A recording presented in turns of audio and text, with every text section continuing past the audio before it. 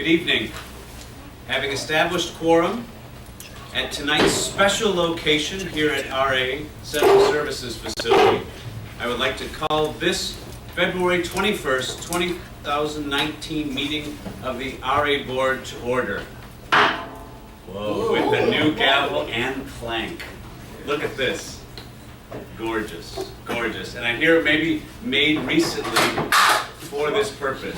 It's still Andy. All right. I don't know. Can someone grab that? All right. Thank you, Ed. Thank you. Thank you, Ed. Yeah, I'm afraid so at this stage. So, a few opening remarks, and then we'll kick into the agenda. First, we are here at the Central Services Facility, and we wanted to showcase this facility that was refurbished and completed in December of 2018.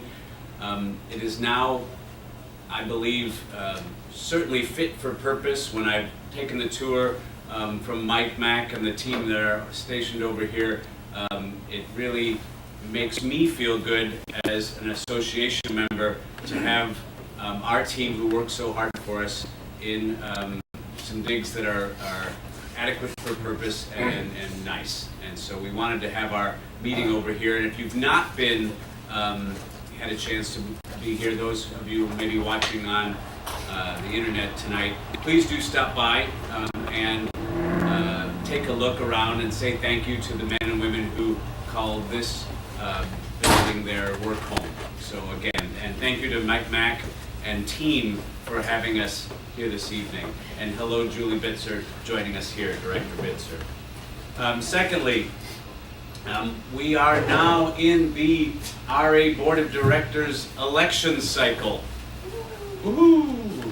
So, we've got 5 wonderful candidates running, and we need to make sure that when those ballots get to your home or when they get emailed to you, if you have signed up for email ballots, that you're looking for those and that you fill them out and send them back in. We have a 10% quorum rule, mandate to certify and have an election certified.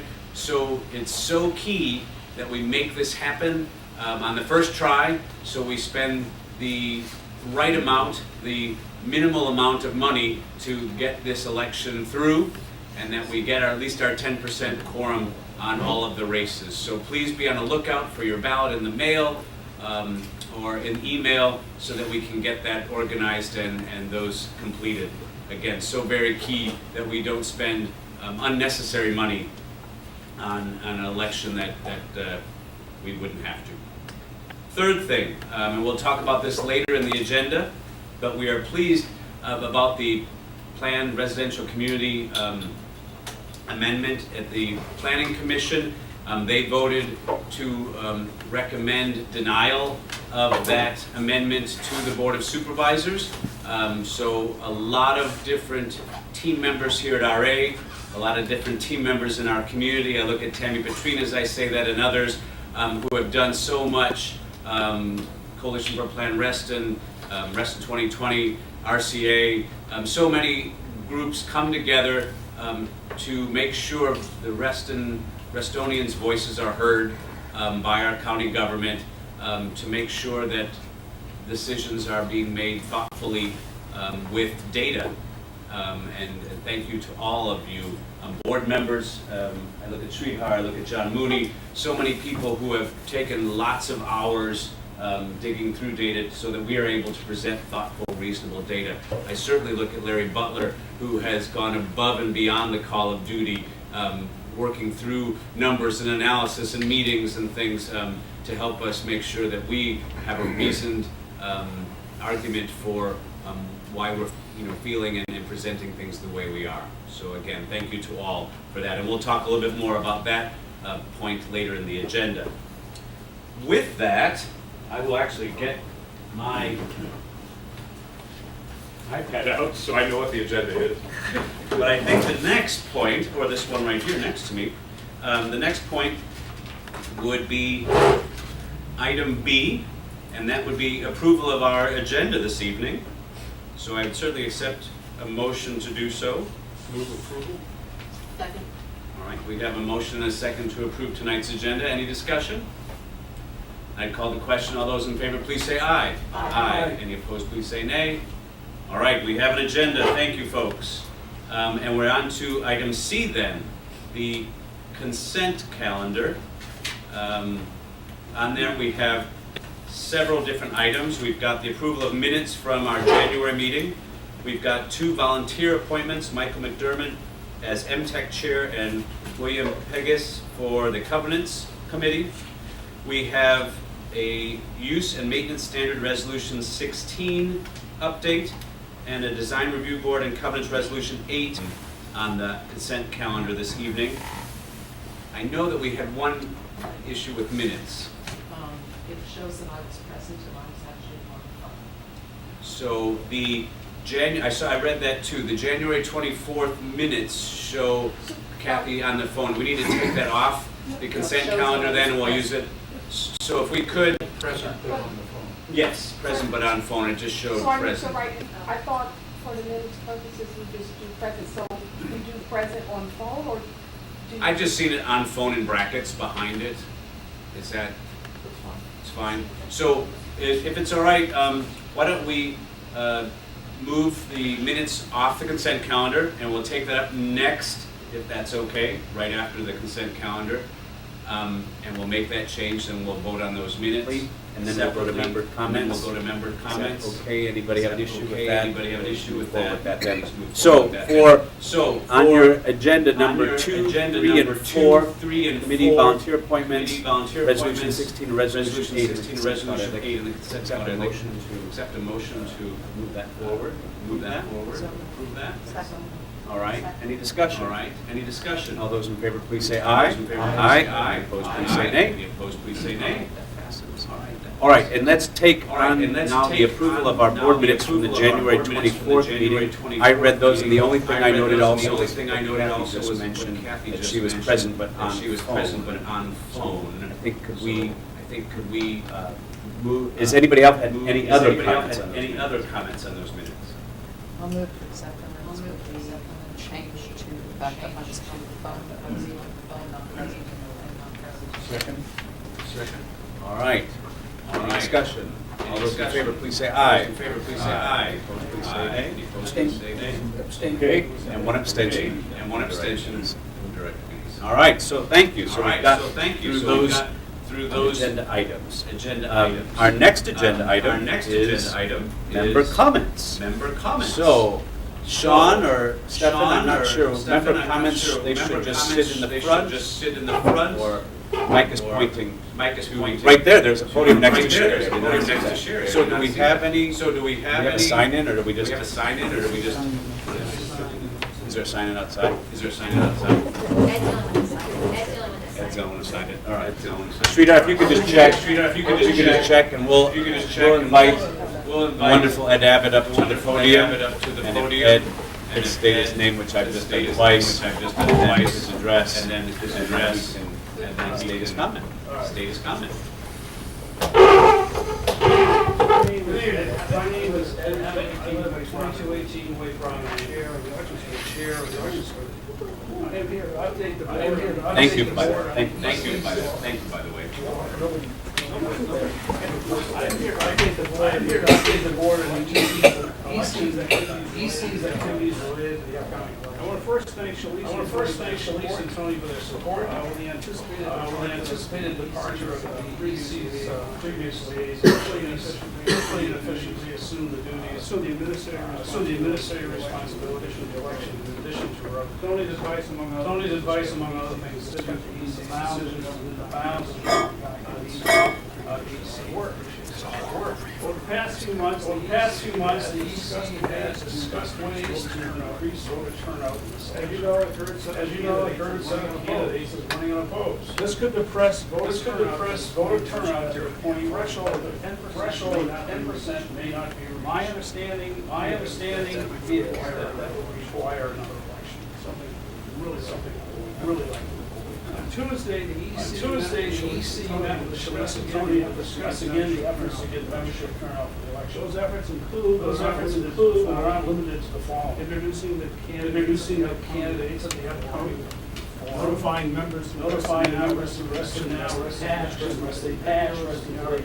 and RA news, distribution of cards and flyers, raising A-frames, signs around Reston, updating the Facebook page and Twitter accounts, informing people moving to Reston with inserts and leaflets. In addition to the above, there's other efforts that might be undertaken. The EC believes at this point efforts underway are all reasonably done without violating the governing documents. The EC's efforts to increase turnout are limited. But the candidates themselves must assume primary responsibility to ensure voter turnout reaches the 10% threshold. I know from experience that many voters believe that voting for an unopposed candidate is unnecessary. The most effective persuade voters to vote in this election is candidates to members in their districts direct. The EC and the staff encourage candidates to spend time meeting any other brochures, using other forums such as the local associations or clubs to get people to vote. Thank you for your time. Thank you, Ed. Questions? Just as I think you and I reiterate similar messages here that it's so important that our membership get out and vote, and that we surpass, hopefully well surpass that 10% mandate. You all heard that, right? Okay. Thank you, Ed. And Thank you, Ed. in the beginning of your remarks, you talked about the wonderful Shalice, who's really held a lot of this together with our general counsel, Tony Champ, as their first year doing this. Sabrina, our former board liaison, not here. Again, hats off to Tony and especially Shalice, really taking on board so much of this to get the calendar ready and do all the things so much. So thank you so much.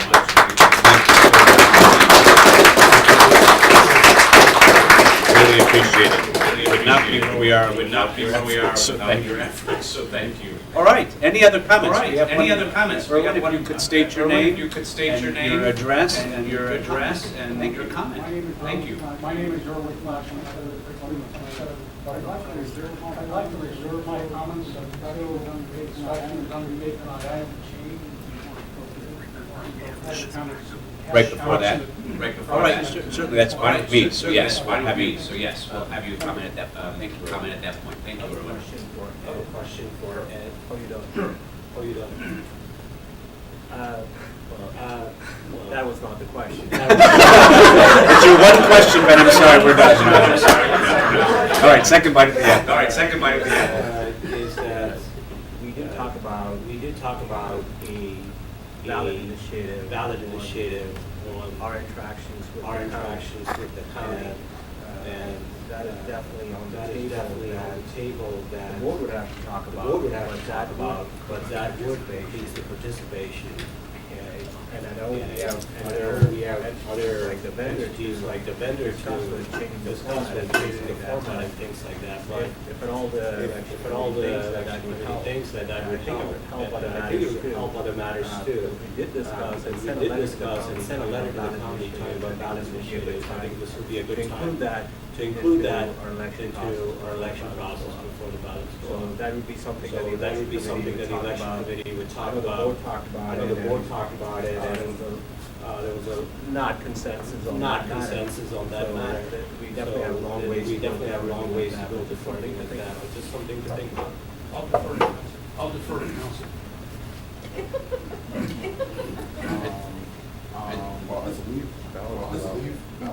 The ballots, as a matter of fact, they've already been printed and sent to print, so there would be no way that we can actually add it to the physical ballot because they sent out on March 4th.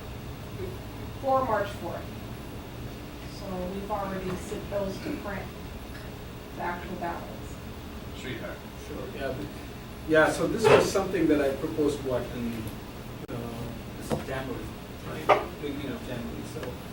And then again, before the ballots were getting printed, as soon as we had this unopposed, election, I proposed that, but we can still do it if we really want to do it. All we have to do is add one more, paper to that, print one and make that a ballot initiative. So if we want to It's solve for already it. been sent to print, so. I understand. I think what Sridhar is suggesting would be As an an insert added insert, as into a the flyer. So, letter. I mean, if we really want to solve it, we can solve it. What I'm So the getting. question is the PRC seal, what we have right now, is it strong enough?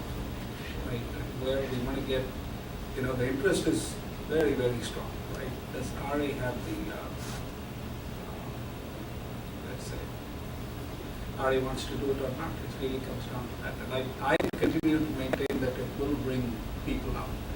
That's the one issue that people would certainly resonate with. So I certainly have to do it. Why don't we, in fact, our next agenda item after member comments is the PRC zoning. Yep. So I think after we kind of have our initial talk on that, let's bring this back up again at that stage. Yep. And that's, yes, Karen? Thanks, A Ben. quick question of Shalice, though, having nothing to do with the ballot initiative issue, but doesn't the ballot need to come before the board for approval before it goes? It was already approved, I've already set, those things up, and then you guys, when we thought we were gonna do the initiative before, I said, I need to know by this date, because that was the date that Telescan, gave me, and those ballots were approved last year. The template was approved. Yes. The it was template was last year. approved, so it was all part of the election process. In fact, you, I think, as the election committee chair. Right, probably at the but meeting. my recollection is it had to be approved every year. It was approved. But, I mean, it was approved for this, specifically for this election Yes. cycle? Yes, we approved it for this year. Okay. I mean, at the time we did it, it was a bunch of Latin, and there was actually very few English words, but if you read Latin, you would actually have found it a very interesting ballot. That may have been- Okay, the EC works for the board. I think it's a little late in the game to be screwing around with the ballot. I wouldn't do it.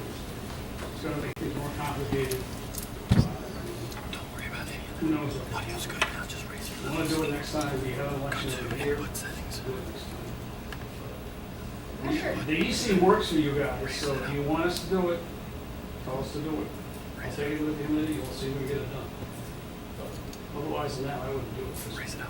It's too late. I know when I ran unopposed as well, and it was incumbent on me to make sure that my district had 10% people come out. I mean, and I was out knocking on doors unopposed.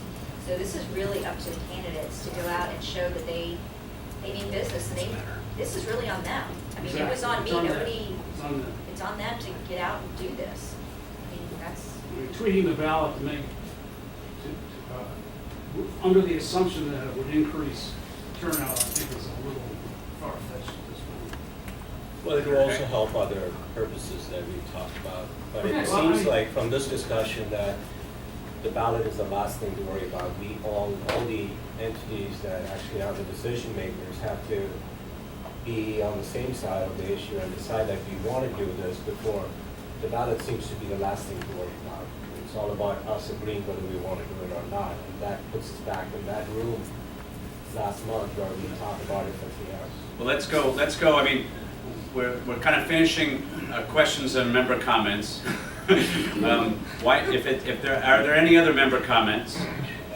Seeing no hands raised, I think why don't we move on to our next agenda item, which is in fact the PRC zoning issue, and then obviously this issue comes back in, is exactly what Ben has talked about. So to start that issue on item E, maybe I'll just again reiterate what I said at the beginning of the meeting, that we were very pleased that on February 13th, the Planning Commission voted unanimously to recommend that the Board of Supervisors deny the amendment. And so that is what they've sent up as their advice to the Board of Supervisors. The Board of Supervisors still has, I think to this point, a placeholder on their agenda for March 5th to discuss this issue. There's been discussion of whether that will remain on their agenda or not. Again, I have no special insight into that. But again, as it sits today, the Board of Supervisors will sit with an agenda item on their plate for March 5th. And one input into that discussion will be a unanimous vote by the Planning Commission for them to deny that amendment. With that, I'd love to turn it over to Larry, so that Larry could kind of add a little color to that and any further data that points that we know on this topic. I don't have a whole lot more to add, other than I think I and others were, I should say, a little bit surprised, but then literally not surprised that the board didn't pull it off on the Tuesday meeting. So what that means for this board is right now, unless the chairman can administratively pull it off, that she's the agenda setter, that's my understanding, then it will remain on the agenda for hearing and action for March 5th. So what this board needs to decide is who's going to speak, are we going to coordinate again with CPR and so forth for a sort of orchestrated presentation. I think the key element of that presentation, while it can include some of the information that we already presented, I think what really needs, what the masses need to reflect is, hey, your own planning commission said you should push this thing off, for these good reasons, and we support that, rather than, we can clog up the public hearing for hours, we think that's appropriate. I'm sure the board would appreciate that, but quite frankly, I think I haven't heard anybody that doesn't support what the planning commission recommended. Recouple it, put it off indefinitely, without prejudice. Doesn't mean they can't bring it up at some point in the future, but for right now, it gives time, and with the elections coming up, simply a whole new set of supervisors to lay their eyes on. So I think part of the discussion tonight is, who's going to speak and what specifically do we want to speak about at that hearing. And again, the part I don't know is whether or not it will be administratively pulled before March 5th. So we keep our eyes on the open for that. Thank you. All right, open for discussion. Julie. Does it have to be on the agenda for them to support the commission's recommendation of a committee, a panel, a couple? Do they have to have it on their agenda to accept that recommendation and cause that committee to be formed? I don't know the answer to that. It seems to me that they could do that at any time, but now that they've set the date and the clock is ticking on 100 days and so forth, presumably they would have to take some action. And there's kind of three actions they can take. They can, if they're going to ignore what the planning commission recommended, and presumably the motion that goes before them will be to accept the PRC zoning amendment with some number. I think there will have to be some specificity. 13.2, 13.5, 14. They could accept the planning commission's recommendation and just indefinitely defer it without prejudice, or they can just flat out deny it. I kind of don't think that would be the case, but who knows? But again, I don't know how it. I don't know enough about the accounting processes with their agendas and so forth. How it works. To your question, Julie, I believe that indeed the Board of Supervisors would have to take the recommendation up, but I think they would do it having received staff suggestions about how to do it. So I think in any case, it would be, they could conceptually prove it, but they would have to bring it back again with more meat on the bones from county staff. So they could take an action to ask their staff to come back with a fully, more formed plan on committee. So Larry, you talked about the three different options you see. One of them, what you said, was that specific number. I wasn't able to be there on the 13th. So if they did a certain number on the 5th, they would do it without any guidance number from the planning commission. Is that true? So the planning commission, Right, because the planning said commission was deny. reacting to the staff report, which read, was still a 13 to 15 advertised range. And even when the planning commissioners asked the staff, they said, well, we don't have a specific number.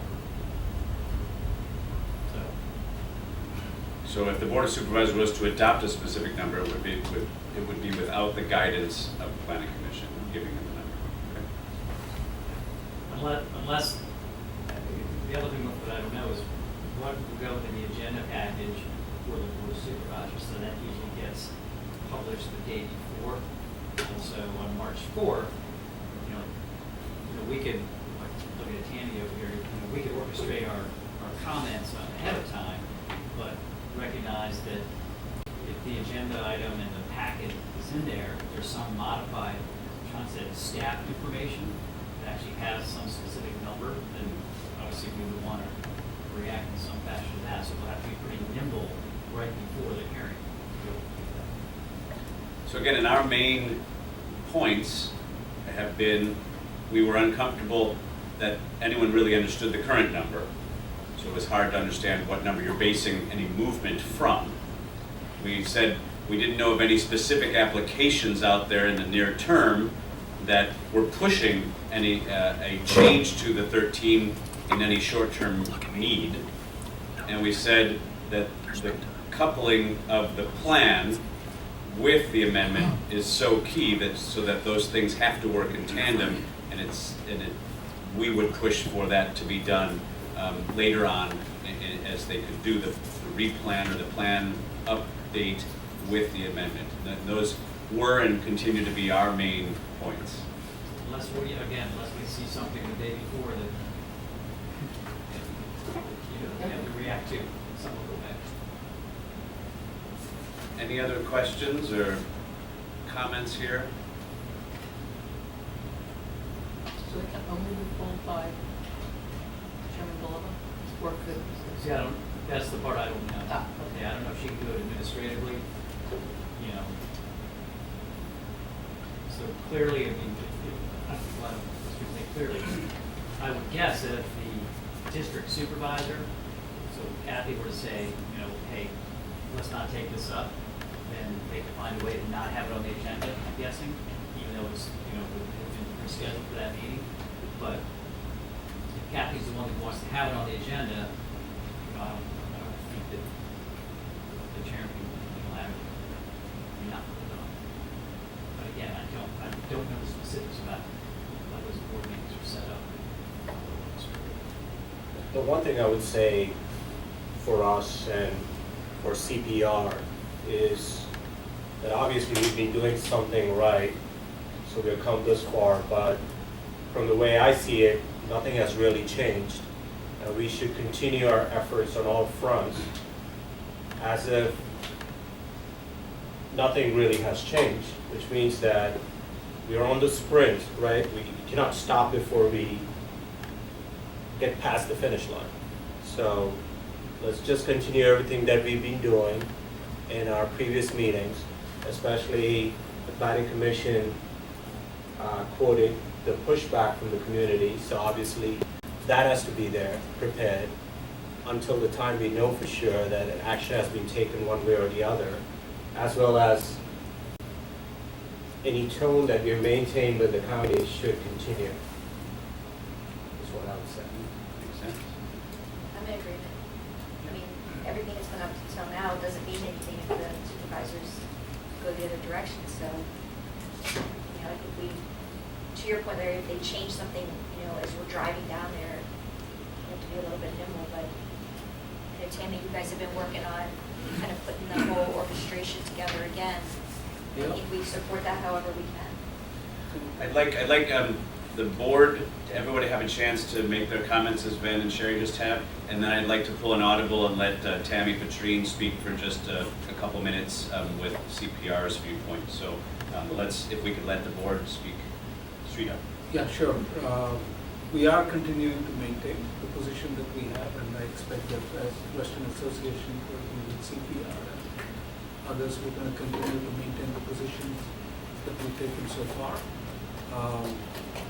For the members' benefit, we are going to have, just like the planning commission meeting, there'll be a whole bunch of us that will be speaking in front of the board of supervisors. And last time it was, I wasn't there, but many of us here, and we'll continue to have many of us speaking to the board of supervisors as part of the train.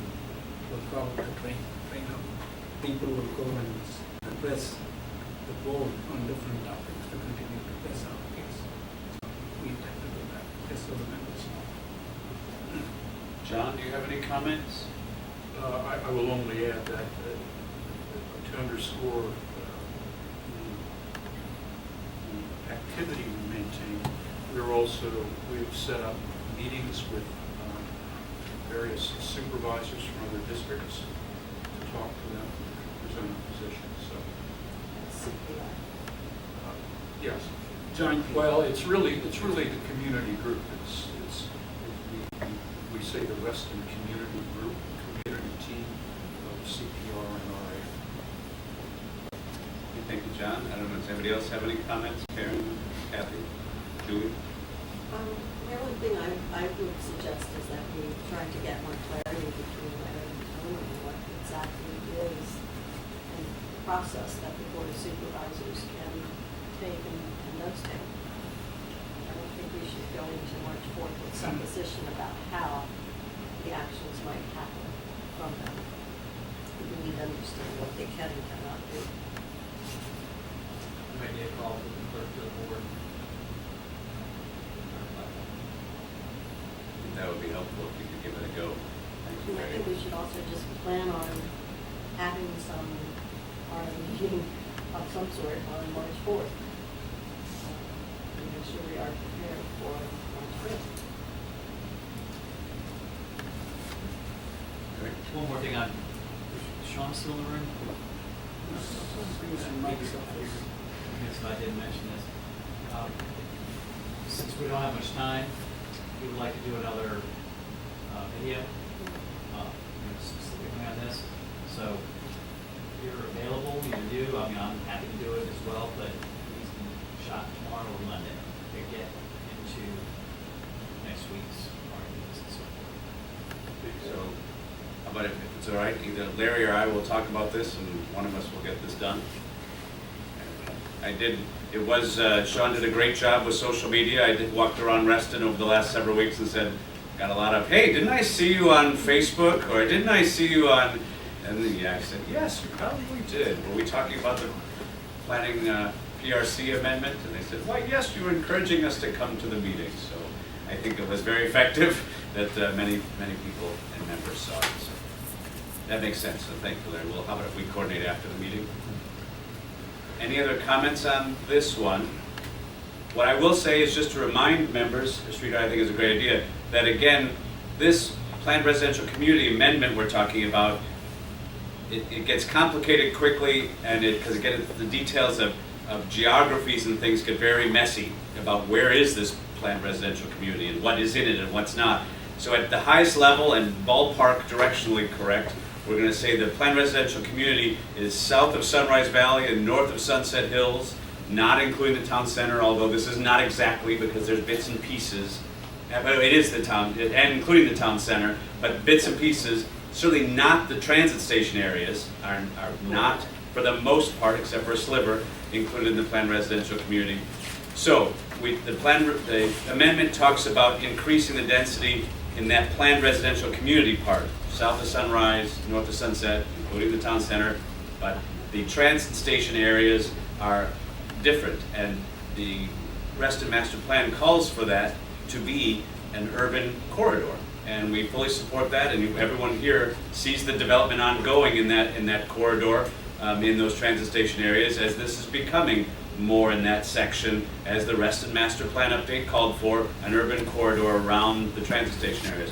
But this amendment is something different. This amendment is talking about the areas of the PRC outside of those transit station areas, and which the master plan basically said at a high level that those stable neighborhoods should remain as is, and not see a lot of development.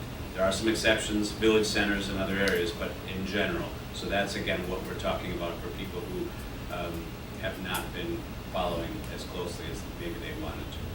With that, Tammy, do you have a couple comments for us? Yes, thank you. And if you could state your name and address. Yes, Tammy Petrine, 2503 Foxcroft Way. Essentially, this process is sort of like Chinese water torture. Drip, drip, drip, and you're never sure where those drips are coming. As Larry stated, we really don't know, but we have a lot. I have a lot of inside intel. How accurate is it? Drip, drip, drip, who knows? What I would ask this board is please authorize Larry and the people on the board who are going to speak in the train, as we call it, to be able to do that with the RA moniker, because United We Stand, fractionalized for some. That the issue is extremely complex. We are in process of setting up meetings with a variety of supervisors. What I would say to Larry's point, which is very astute, what we presented to the Planning Commission will not necessarily be what we present to the Board of Supervisors. We want to relate to every supervisor as to why does this make a difference to your district. Also, we have a huge sea change of the board going to occur in November. 5 slots will change hands. That's an incredible event out of 10. So people are going to be coming into this. If they're going to be staying, they're going to have one view, and if they're leaving, they might have another. So it's a real 3D chess game. No one knows. We're trying to assemble as much information as we can. It's extremely complex, but we do need to maintain one for all for one. Thank you. So we don't have a motion on this. I think the trajectory is that, again, RA will sign up to speak at the March 5th meeting with one or more board members, and most likely Larry as well. So unless anyone has any issues with that, we will just, again, and our basic views on this remain the same. Any other comments, or we can move on to the next item? Are we going to talk about the ballot initiative? It's completely, if anyone wants to, I'm happy for them to bring it up if they want to. Sounds like your social media videos have been successful. We're not going to do some on the election. It's not tough. So that's what we want to see more of this. So they can say, hey, I think I saw you. What are you talking about the election? I need to vote in that. So anyway, so Ed, I take your comment, but I think this is, I think it's not that complex to add an insert into the ballot. And as long as they go to the website and voting, maybe that's the way we do it, but what I think. The election committee works with you guys, who want us to do it, let us know, we'll do the best we can. So does that create any problem for you if you were to do it? From a committee operational perspective, do you need to approve one of those things and you need to go through a process for that? Yeah, I mean, there's a process in place now that we follow, and I think I don't know. It's a question, basically, a couple of questions to the members. Well, okay, the staff is probably better at answering this than I am, but the ballots have been printed. So, and the telescan has been informed of what they're going to send to the members. So we're going to change all that, right? Yeah. So we got to figure out how it's going to get done, what's going to be changed, what the documentation's going to look like, how we're going to get feedback on it, how people are going to vote. I just think there are too many steps involved between now and the election to get that done and do it right. However, that's my opinion. I don't know what the rest of the committee members will think, but if you want us to consider it, then I'll make up your minds pretty damn soon. I think too. And we can meet, and we'll discuss it, and get back to you. So, All right. what Let's it's, have- the ball's in your court. Got it. No, that Thank makes you, sense. thanks, Ed. One So way Ben, to comment one way to systematically address this issue towards resolution is to take the primary thing out of the way, which is whether the board wants to do it. I think we have to vote whether we want to do it for this to proceed. I certainly do not want to walk through the reasons that I did for 3 hours. But if the board is now on board, then we should call the question and see if we want to do it. So at least we get that thing out of the way. That's the biggest and the primary holdup is what I see as the next step. So I'm happy that there's a little more discussion, but if someone wants to, there's no motion associated with this item, but if someone wants to make a motion and it can get seconded, I'm happy to facilitate a vote on that motion. Julie, you have something? I wanted to address something that Ben said. You said the question is, do we want to do it? I don't know what it is. So for me, it would be hard for me to vote one way or the other without knowing what it might be.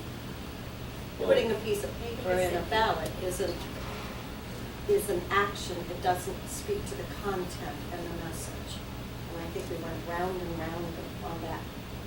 Well, I think we do Beginning of that. January. We do that often in our motions where we say, in spirit, this is what we want to pursue. And then the matter of it arises later as long as it's in conjunction with what we agreed is our objective. And I think this was our holding point much in our previous discussion, that folks didn't know exactly the words that are going to appear in the ballot. And I think all of that really slows down the issue, slows down our objective or achieving objective to a point where it really derails us.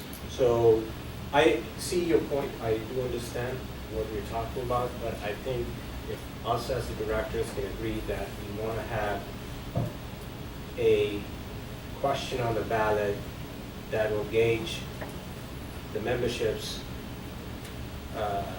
desire to vote one way or the other on the PRC amendment, then I think it at least puts us one step closer towards doing that.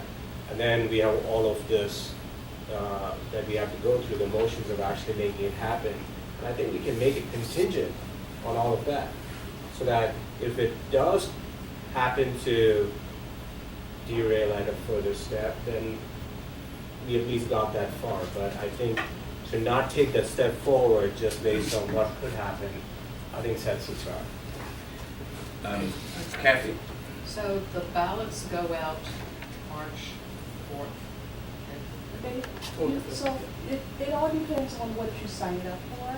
If you sign up for electronic, you can vote that day. The ballots will actually be mailed out next week, so people will be able to vote for March 4th. So if this is done, I'm gonna have to contact and tell us. That's not my point.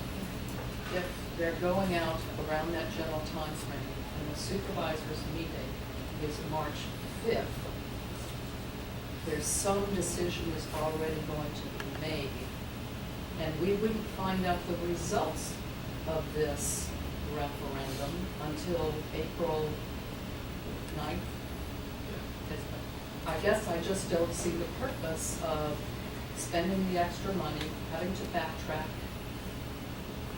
So I'm not for it at all.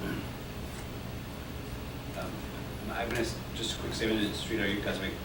Ben, your point's well taken, and I would probably, as I vote, not as chairperson or president, but just as a board member now, as I vote, I would probably vote against, in the sense that last month, if we would have then said we needed to bring something to this meeting that is that detail. We've had a month. If there was someone who said, this is important to me, I'm going to bring this back as a motion with the detail behind it that answers some of the questions of, this is the detail, it would look like an insert. It would say these specific questions, and that would happen. And then if that was available to me today, that would be something I would seriously consider. But I think we're so late in the game, this is just Andy speaking, we're so late in the game that I'm not comfortable getting directionally correct on this and seeing if the chips sort of fall into place over the next week. I would want to know exactly. In January, I could have lived with that, but not in February. And I'm just saying that's where I am. And Sridhar, you were next. Yeah, quick comment. Kathy, I completely understand what you're saying, timing-wise. But if the question is something as simple as, would you like for the density in Reston to increase from 30 persons per within the PRC district, right? If that's the only question, right, whether it's today or down the line, right? Suppose the Board of Supervisors agree to defer the decision, right? We would have actually collected enough information. This is the one time that we can actually do it. If they make a decision, decide to go up to 15, then yes, you're absolutely right. Timing-wise, it didn't work out. But I did, to your point, Andy, I did write, I think in early January, yeah, or as soon as we had the candidates announced, I did write that maybe we should include this. So this was like a month, almost like a month back. And so we had enough time. My point is only if someone wanted to bring a motion tonight with specificity, Right. then that would be Yeah. more able to vote for something like Yeah, that. and I didn't do that because at that point, because it seemed like a lot of at least many of the board members didn't want to move, or at least their comments were not supportive of it. So which is why I did not propose a motion coming into this sort, in fact, actually was before that. But the only value is that it's not asking detailed questions, setting out detailed set of considerations, pros and cons. It's really to say, should we increase it as a community? What do we want? That's it. Simple question. Sherry's next, then over to Karen. So can I just make a suggestion that we just sort of do a thumbs up, thumbs down? Because we've already done this Yes. for 3 hours, not too many weeks ago, and I really don't want to spend another, actually even 5 minutes talking about this. So if we already have majority of us that say it's too late, it's too complicated, we missed the boat, we can just move on, and then we don't have to keep running around this little hole. Point well taken. So let's let anybody else want to make a comment, and then we'll do our thumbs up, thumbs down. Karen? No, it's okay. I'll just give my thumbs up. All right. Does anyone have a specific motion they want to do, or should we just do we'll do a quick thumbs up, thumbs down? So with where we are, anybody willing to move forward with this? What is this? Just thumbs down, not meaning not to move forward with it. John, do you Also have any social comments media. right now? Go for social. An media. abstention? Oh, I'm sorry. I just, Okay. I saw hands up. So and I we saw got- some- All right, My thumbs so is down. basically what I've seen is that, again, if someone wants to make a motion, feel free, and I'll go to council in just a second. But what I saw is just from informally that right now that motion would most likely fail. But feel free to make one, council. That's fine. Just a point of order. Informal polls like that, really not Robert's rules, really. We did an informal poll to let the I'm people just know trying who to would get do a us motion move off if this they topic, wanted to is make my one. goal. That is It's my perfectly goal. fine if anyone wants to make a specific motion, I'm happy to hear it. And if we have a second, we will vote on it. We did an informal poll about an informal referendum, so. Does anyone want to make a motion No. for that's this? fine. Any further discussion? It's not I'd like us All right. to continue in our social media. So thank you for the debate. Yes, thank you and thank you, Ben, your points are well taken, and Sridhar as well, so thank you. All right, I think item F is the treasurer's report without a treasurer, but we do have Tom available, so if Tom Beal could come and talk us through the treasurer's report. Is that available on screen? Because otherwise I have to jump back It to. definitely is. You just let me know which one he wants up, and I'll get up there. If you just start with the Thanks, Ed. report. Thanks, Ed. dashboard, Thanks, I Ed. just wanted to go through it real quick. This one? Yeah, that's fine. Right, so either you need to go in your Dropbox and find these forms or spin around so you can see the screens I just behind. wanted to go over this quickly. It's a new format that we will be presenting with a budget to actual comparison year to date and a actual 18 to 19 comparison year to date. And then there will be 2 more columns on this once we're in February, March that will have the individual month that we're reporting. So there will be four columns to this report, a year to date and then the actual month comparison. So, question there. So it says year to date, so we're really, Just we've January. had one full It's month, just right? January. So January 31st If you year to look at date. the assessments, you're at 14,797. So that's really the projected rate at which, for the full year. Well, that's what But it's not really year to date. I would maybe change the title. It is year to date, it's what we billed in January. That is a cruel number. So you're We've you're invoiced basically, that you amount. build it, okay, We so have based on invoiced which that amount, yes. Tom, why the big jump from the budgeted to the actual on administrative and member services budget? On the revenue date actual for 2018, our revenue was up. The next one is 2019 year-to-date spend, or budget, and then the next one is spend, and then the 2000. If I could give you those numbers. So the end of March will be at peak cash for the year. End of March is typically by when you've got it. And David, Tom, looks like, as you just stated, we're tracking very similar to where we were last year, so no major variances. It looked like there, in one part in February, it looked like we were on a slowdown, but I think once the government was back in workforce, the collections came back online. But it looks like January also, we had more than enough cash reserve by the end of January, Yeah, even though we yeah. have done. I did that cash projection earlier just to show, you know, hey, it could be potentially low at some point in December, but, you know, by the time we get the invoice subs out or assessment revenue, then by the end of December, we're in good shape. Any other questions for Tom? Thank you very much for giving the numbers, But where are you, answering questions and giving some color. where are you on the close? Where are we on the close? Yeah, For for last year. last year? We still need to go through and analyze some of the balance sheet accounts, just to adjust it, but yeah, I think we're getting there as far as being prepared for the audit. Any further questions? Thank you so much, Tom. Appreciate it. Yes, the new dashboard, thanks, just quick and easy. Thank you. All right, so we're going to move into item G, which is the Operations Resolution 5 work session.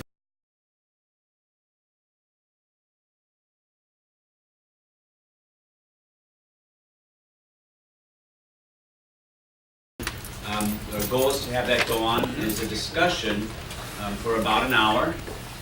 Sridhar and John will be leading that for us. We have some pre-questions that we've been sent, so hopefully people have written down some of their answers to those questions so that we're able to move efficiently. I will be supporting Sridhar and John if I feel we're getting bogged down and we need to move forward.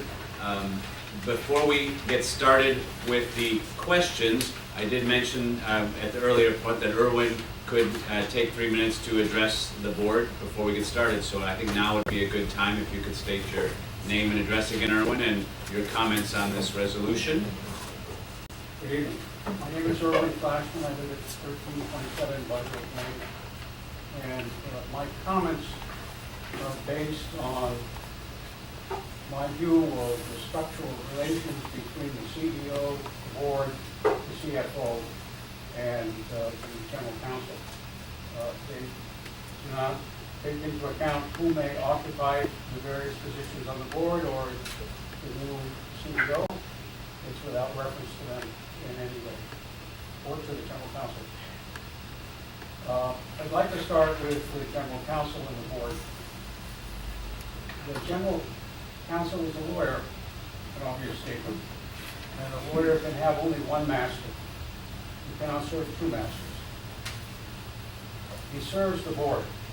The board is the entity which speaks for the corporation, and his loyalty has to be to that corporation.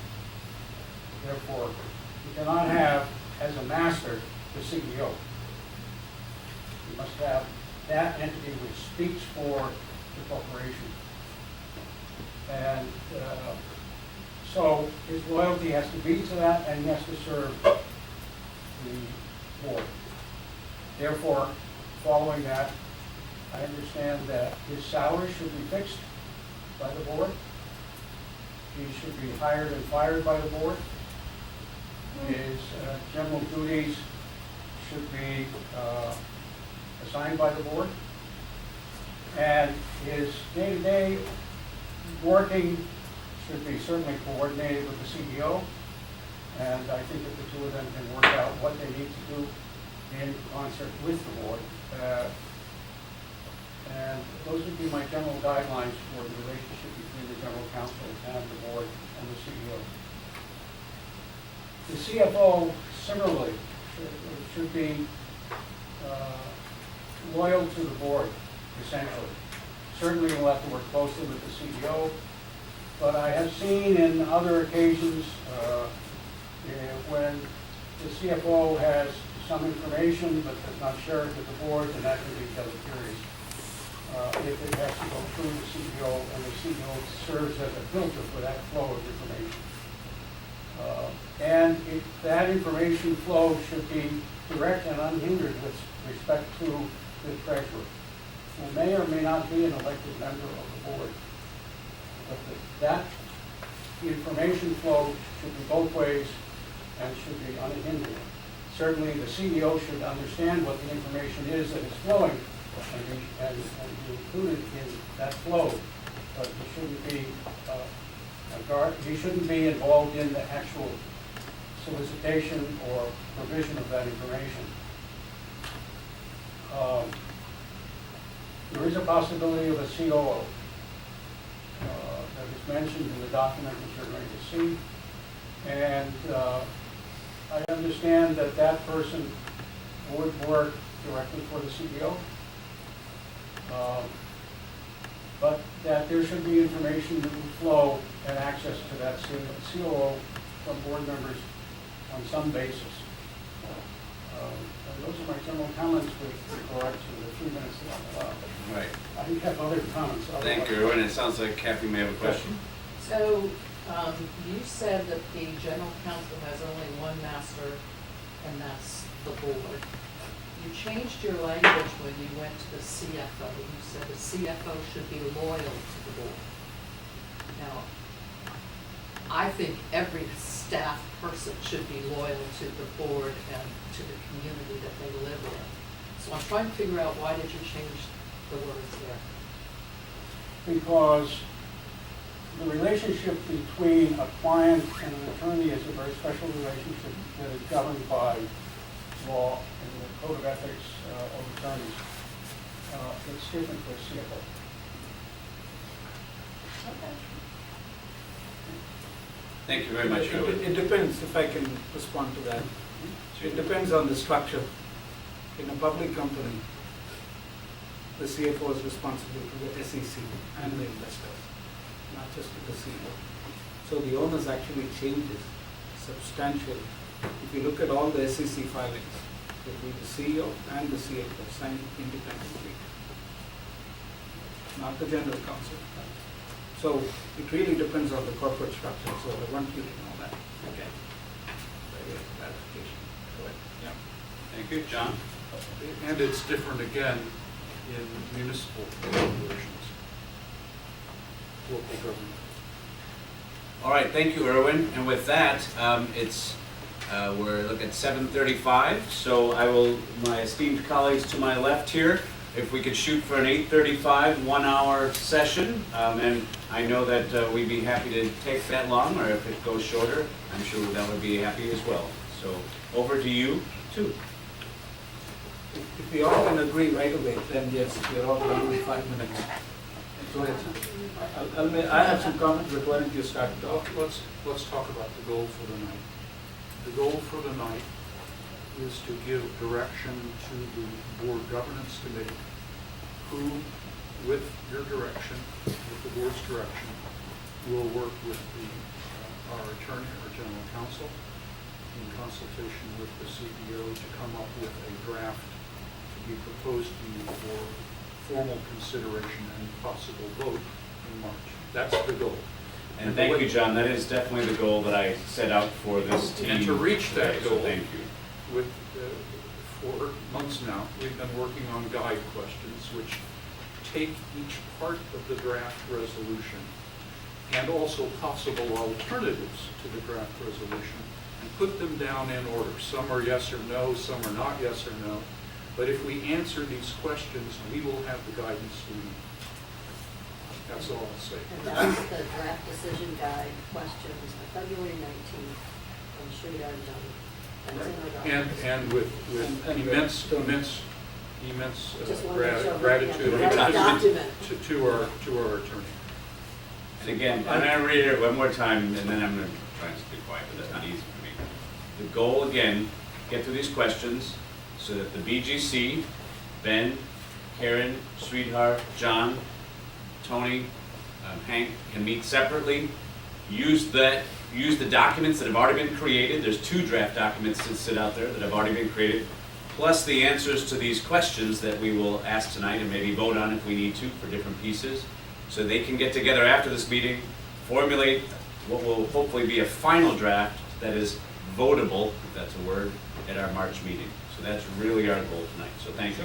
So I have a few comments, but before I get started, I just want to tell you that those questions are not binary choices. So this is really a guide. So it is intended for us to talk through each of these questions, and the guidance can be somewhat different from what the question says. I just want you to know that.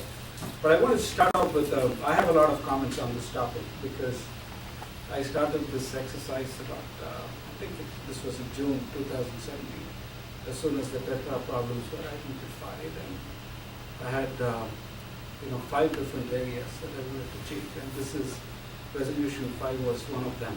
I'm going to talk to some of those specific points as we go through this, but I do want to give some background from the way, something for you to keep in mind. I started working on this with the previous CEO in 2017, and she was open to many of these changes. Pretty much structurally she was okay with it. For one reason or another, we've not got to the finish line with this, and so hopefully we'll get the guidance today and get it all in place by next month. I have experience with large public companies in leadership positions as well. I have experience with S corporations, A partnerships, and I will tell you why those things are important. Pass-through LLCs, non-profits, I've set up or been in leadership positions in a variety of those kinds of organizations. And I'm speaking from that experience when I make some of these comments. I think of Reston Association like a public corporation. The members here are like shareholders in a public company. It's even worse because from an RA perspective, the members have 100% recourse to any of the problems, potential financial problems that we might have. So from that perspective, it's actually even, from a control perspective, it is even stronger. I'm not asking for a managing board. But this is not a county or other local government entity where if there is financial stress, there will be other stakeholders who will be there to pick up some of the mess. In RA's case, if we have a $1 million financial problem or a $10 million financial problem, we can take whatever punitive actions we want on the CEO. Wow, the members are still holding the back for that. Right? I want to provide some comparable structures. I talked about, S corporation, K partnership, as well as, pass-through LLCs. These are all, the reason why I brought them up, because these are all 100% owned by the shareholders or principals or partners, and where all income and all losses are allocated to them directly. So think of yourself, and some of you may have set up those kinds of companies under different circumstances. Those kinds of entities, because it's a controlled ownership, which is what Reston Association is as well, in many ways, you have to ask yourself, would they cede all financial governance to an outside person without any say in it, especially when they are the ones who are going to be eating all the losses. So that's something to think about. Second is, if you think about Reston Association as not as this huge 21,000 member organization, so 21,000 shareholders, you think of it as 1,000 households, right, as being members. the board essentially is running the operation. Board is, you might have a manager, but the manager would not be able to make key financial decisions on their own. The typical community association, and I'm sure Tony can confirm, the org structure for such small organizations. We have staff, executives as well as staff for Reston Association because of the size that we have. But that doesn't mean that we should see all governance, from our perspective to the CEO, especially with regard to the principal financial officer. Public companies as well as non-profits have independent channels of communication with the board. The flow of information that Irwin talked about, at least through an audit committee, if not fully with the board. So I think this is something that we can put in place without creating, any stress. There is no reason why it won't work here. I would like for, my colleagues to keep an open mind as we consider this, and I will I'll have more comments as we go through the questions. Shall we jump into the questions then? Yes, we can. So the first question is really a threshold question number one, and that is the board prepared to adopt a bylaw amendment in concurrence with this resolution? And the reason is that the current bylaws, the Reston Association's current bylaws, put the hiring, firing, and compensation of all employees, all hired employees, under the CEO. So if we change that, and all of these are going to change it to some extent, we have to have, in the view of our general counsel, we have to have a bylaw amendment. Ben has raised concerns about this, whether it's whether it's really necessary. I will let Tony speak for himself, but he has assured us that it is. So if we don't, and a bylaw change requires two-thirds of the board. So if we can't pass this, our meeting's over. So and I'll let.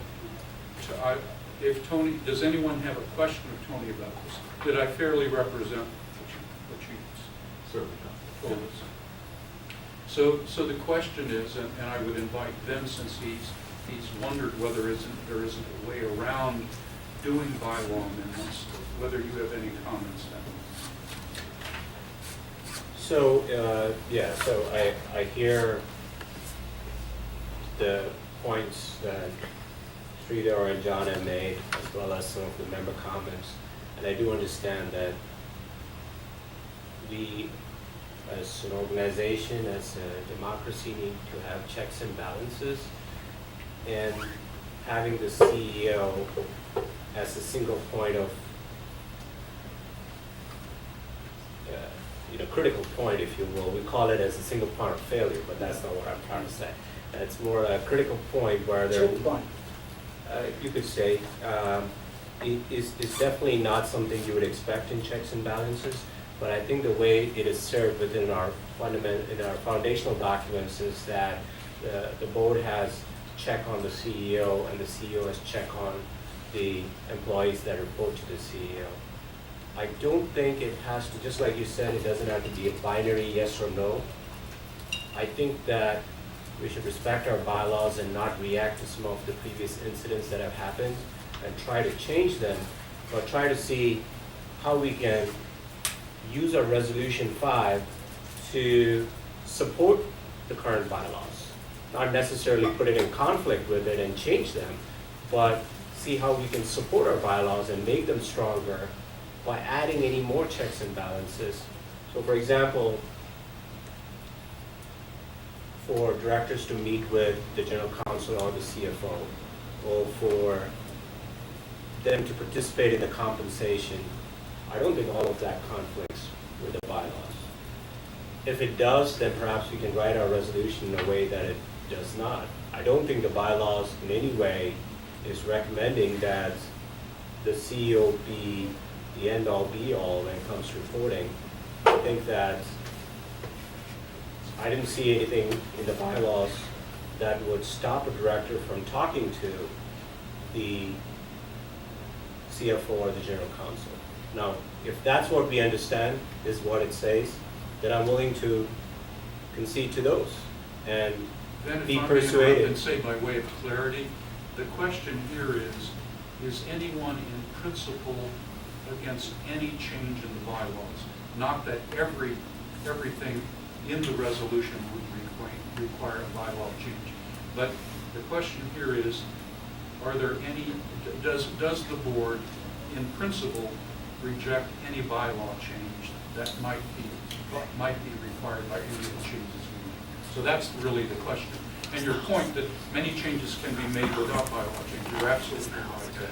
But the question is the board against, in principle, against any change in the bylaw if it were required by one or the other changes in the new resolution law?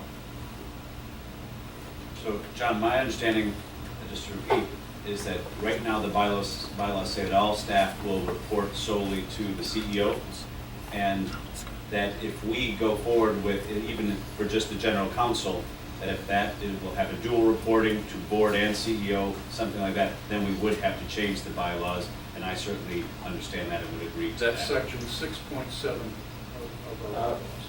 Hold on, I was saying something and then you interrupted me and then other people started speaking. What I'm trying to say is this goes back to, for example, just 20 minutes ago we were having this discussion. Can we really vote on a ballot initiative on Spirit without knowing what's in the works? I'm trying to qualify my answer by saying whether we can change the bylaws or not, because we don't quite know what the resolution is.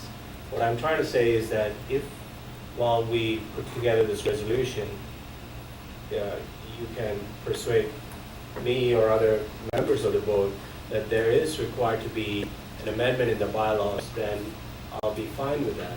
But I don't, for example, right off the bat, I don't think that the general counsel and the CFO should report directly to the board, and the board can override the CEO's decision, because all the bad decisions that we have made in the past at Reston Association, they all have gone through the board. The board has been responsible for making all those decisions, including the decisions that led us to come up with all these financial controls and the resolution 5 you're talking about, specifically the lake house issue. So that too went through the board, and the board did participate in that decision. So I don't necessarily think that making the board a substitute to the CEO will necessarily solve that problem. I have no objection if the decisions we make this evening necessitate bylaws change. Same. Okay, so is there any dissension? This is, I mean, we're not voting, we're getting the sense of the board. Is there any dissension on this? I think Ben said that he had some discussion and wanted to see what the outcome was of the questions of the board. Yeah. It's just that in principle, right? But this is in principle, If need and be, it sounds to me we that would Ben is be- saying he's not in principle against it, but you'd have to prove the necessity, provision by provision. So so it would So seem maybe that- we go through the questions and Yeah, then we can come back to but this is a threshold question, and so the sense of the board, and is it fair to say that in principle you're not absolutely against it? I'm not against it. Okay. The next question in the CEO section is, does the board wish to allow an individual director to meet with the CEO to discuss that director's individual concerns about the association or to make small work assignments or increase? Yes. I say yes. Absolutely. Yes. Okay? Okay. I say yes to the meet with and no to the small business. Let's put that question. Okay. So we'll, as Sridhar said, this is not binary. So yes on discussing with the CEO. How many say it's okay to make small work assignments or inquiries to the CEO? I think you can make that.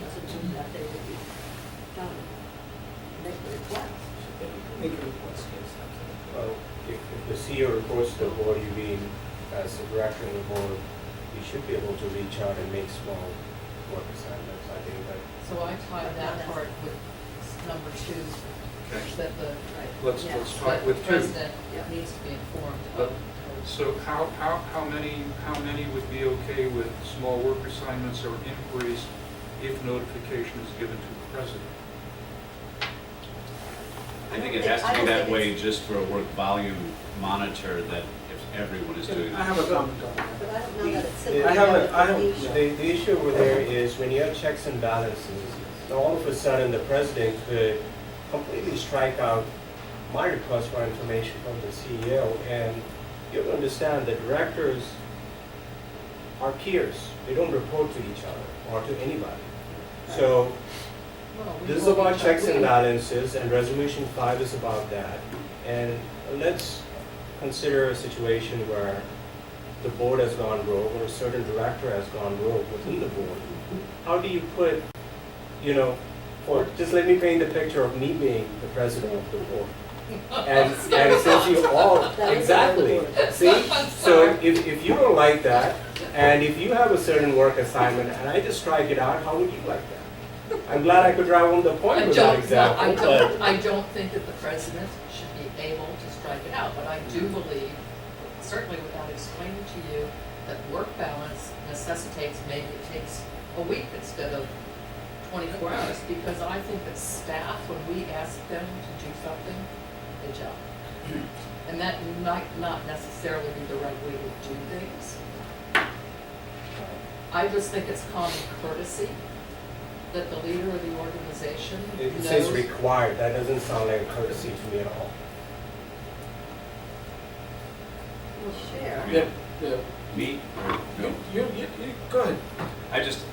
My thoughts on this one would be, again, for a workload and volume, say, not a you can't do it. I could say then the president could say at the next meeting, we're having an issue, too many things going on at once, we need to, and we have an agenda item. I don't see the president being able to say, strike one, but I think notification so that the president has an idea of the work volumes makes a lot of sense.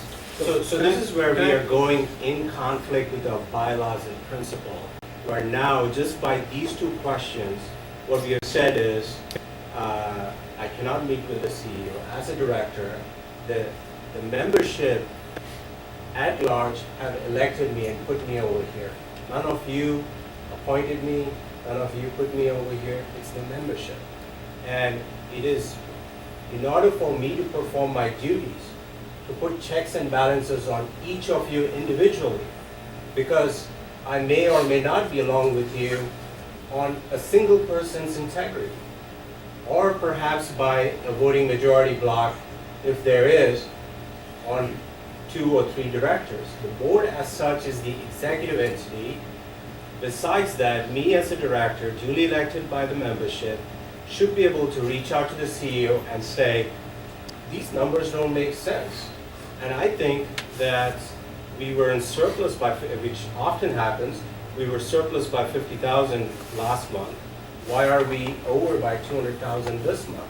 The CEO will say, well, guess what, I have to, and by no means I'm talking about CEO Hank Lynch, I'm saying that according to the way we put together this resolution and change our bylaws, the CEO could tell me, well, Ben, you're just a director, and I'm not required to do any work assignment for you, and I have to dig these numbers up. So guess what? Go away.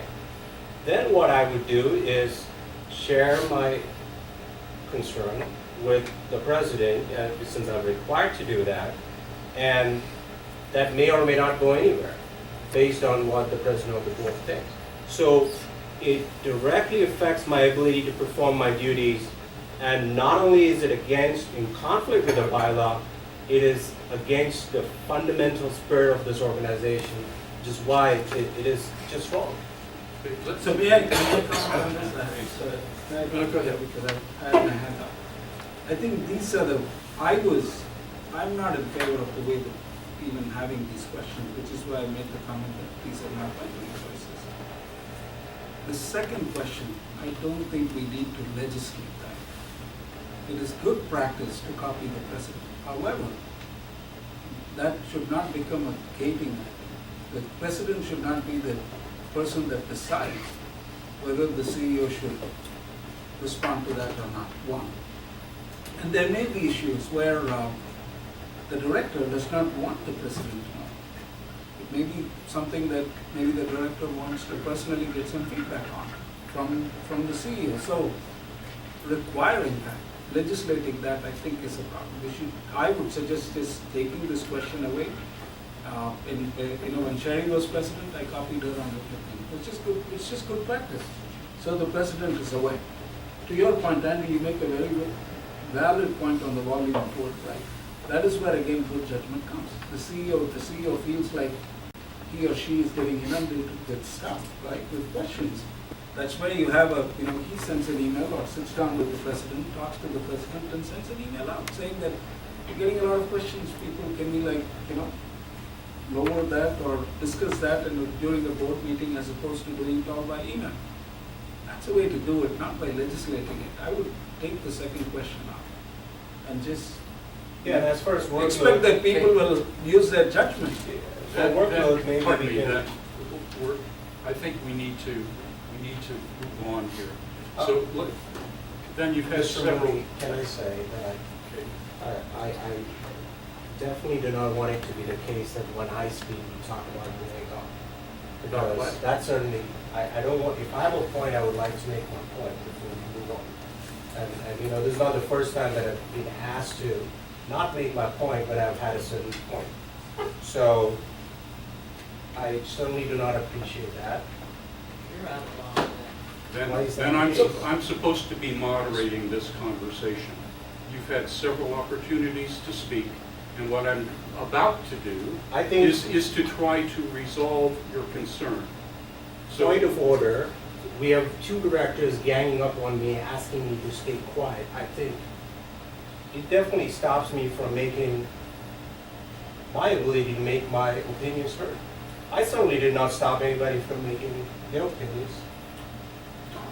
Just as president, I guess I would like to say, I have asked John and Sridhar to lead a moderated discussion to move through these questions in an hour. So we do need to be mindful of that. It's important for every one of us to state our opinions, but probably fairly quickly and move on so that we can have the points of these questions answered. While I have the floor, I'm going to say I am perfectly fine with every director being able to meet with and ask for small work assignments from the CEO. I think personally it makes a lot of sense that not to say yes or no, but to notify the president so the president can have a broader view of how much work and the types of work that are going at the CEO, so that if there's a lot of commonalities or anything, that person can work towards making an agenda item at the next board meeting so that it can be discussed and fleshed out. That's my view, but I think we need to keep answering these questions and keep going and moving on. Ben. I agree. I think we can table this. Again, my point is, don't legislate it. If you want to make it, as a good practice, copy the precedent. It's an okay thing to do. Except the problem is the required. I think that is really the problem. And as long as we can find a way around that, or just move that. John, I think you're going to have to actually just ask for votes on each one, a hand raise for each one. Let me take this. And then we can do that. Do we agree that the director should be free to meet with the CEO to discuss his or her individual concern? Yes. Okay. Do we agree that an individual director should be able to make small work assignments or inquiries of the CEO? Yes. Okay. Do we want to say that a notification of the inquiry, not necessarily its content, but of the inquiry, I guess, should be made to the president? No. Yes. So should we do raise hands, or how do you want to do that? I would like to suggest that we insert it as a courtesy. Yes. That's all I'm saying.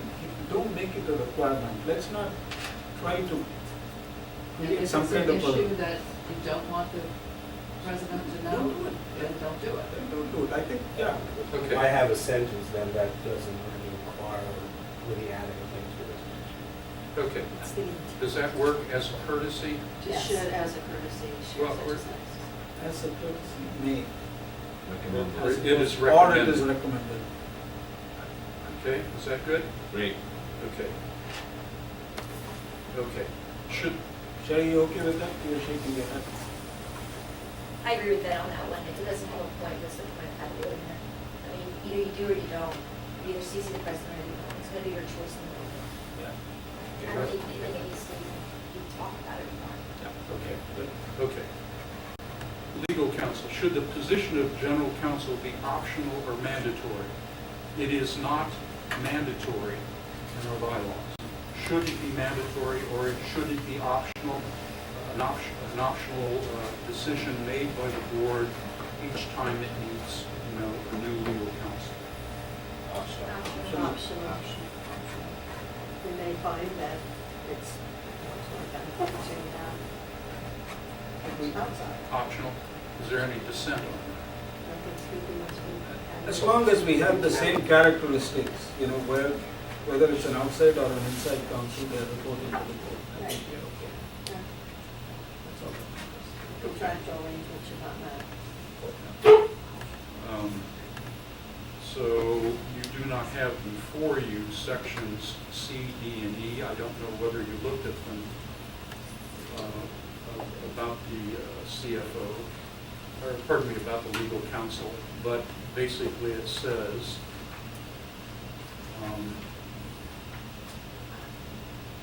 I'm confused. We have your questions here about legal counsel. Is that what you're asking for? no, but it's not, we took a shortcut on, it's in the text. In the text, so you agree that legal counsel, that the board, in consultation with the CEO, shall be responsible for hiring, disciplining, and if warranted, terminating the counsel or outside counsel. Do we agree with that? So it's that the board is responsible, but he does that in consultation, he or she does that, the board does that in consultation with the CEO. Yes. Tony? You have the questions right here. The questions are right here. I'm sorry, of course. So I was trying to say, John, the questions Yes, are right yes, here. of course, if I would have turned the page. Yes. Okay. So should the CEO be solely responsible for establishing the compensation and for providing? No. That's a long sentence. No. Does anybody say yes? Yes. You take that as word. Okay. You've all read this? Yes. So let's just refer, number one, without reading it. How many say yes? So it's the CEO is solely responsible for compensation and supervision and annual performance review. Well, it's hard to say yes or no to the whole sentence because day-to-day supervision as a director, you'll be hard pressed to do day-to-day supervision, but I think that would be the CEO, but the compensation would be something that I would be okay with, so it's hard to do that to the entire sentence. And it should be number 2, done in consultation with concurrence with the board, or at the moment, we do not have executive committee and executive committee, so we do have our officers, but I do think it should be in consultation So- with the board, because we're a board of health. Let's go part by part of number one. Who thinks CEO should be solely responsible for compensation? Anybody? No. Okay. No. But it's part of the budget. So 2 parts to that. One is when you are hiring a new general counsel, right? So at that point, you do have to get, the board's approval when you're setting compensation. So I think from that perspective, I would definitely say the board should be involved in all of these things. That's my perspective. Otherwise, you're not, if you don't put these mechanisms in place, there's just no way there will be an independent general counsel. The CEO is solely deciding these things. The board has to be involved in each of these portions. Including day-to-day supervision. No, not the day-to-day. Okay, so let's go part by part. Tony. Speaking as a general counsel, maybe I can make this go a little faster. My ethics already say that I report to both. Hank is a member of this board. I work, my client is the corporation is paid by the board. So, in consultation is what you have right now. But Hank's not a member of the board, he's an officer. He's an officer of the board. He's an officer of the association, not of the board. Yes, he's an officer of the association and part of the organism which I said. Right. Understood. Your personal ethics aren't a question. We're trying to get the rules here for any annual return. So who thinks that the CEO should be responsible for day-to-day supervision? Or who disagrees with that? Anybody? Okay. Yes. Establishing the annual work plan. Should that be joint or sole or what? In consultation with the board. All Anybody concurrence. disagree Actually with that? concurrence. I would say concurrence with the board. Agree with Sridhar. Here's my concern. Well, let me hear other people. What about the work plan? You mean setting like his goals? Or so we mean setting goals? Right. I think it's done with the board. Yeah. Concurrence or whatever. Sometimes. Yeah. In consultation? Yeah, that's a Or work plan. in consultation? No, yeah, concurrence. So, concurrence means that the board has a veto in this. Or, I mean, the board has to agree. If you say I think that's accurate. if you say consultation, right, then the CEO can consult with the board and then go ahead and do whatever he wants. Right, so you don't, this is nothing more than an influencing. It's a new practice. Who wants concurrence? I would like hire and fire concurrence, and I'd like annual evaluation with board input, the rest the CEO. That's my point. Let's try to do, let's take the chunks that Andy has pulled out. Hire, fire, and evaluate. Hire, fire, and evaluate. So we've already said consultation, compensation requires concurrence, right? Evaluate is fine, I'm not. So evaluation, I think for this to work well, the board has to be responsible for at least some part of the performance. So this is a formula, something that I've proposed earlier. On a day-to-day basis, Tony can talk to that. Most of the work is going to be operational, day-to-day type of things, for which the board doesn't have to get involved. And most of the work plan will also be basically that, reviewing contracts, reviewing agreements, responding to employee questions, those kinds of things, or member questions. So most of it is really day-to-day. The board is not going to get involved. So from a performance perspective, I would think that 75%, approximately, I'll just take the stack of the number, would probably be the day-to-day types of activities, and 25% would be corporate things which really relate to the board, which relates to governance, sitting in these kinds of meetings and providing us good replies, right? For that, the board has to be able to provide the input. And, and that's the way that, in my view, you make sure that, the general counsel, there are all the things in place for that person to feel independent enough to step up and speak up. Here's my concern with that, Sridhar. The quantification seems a bit artificial. I mean, how do you quantify 25%? I mean, you can do it.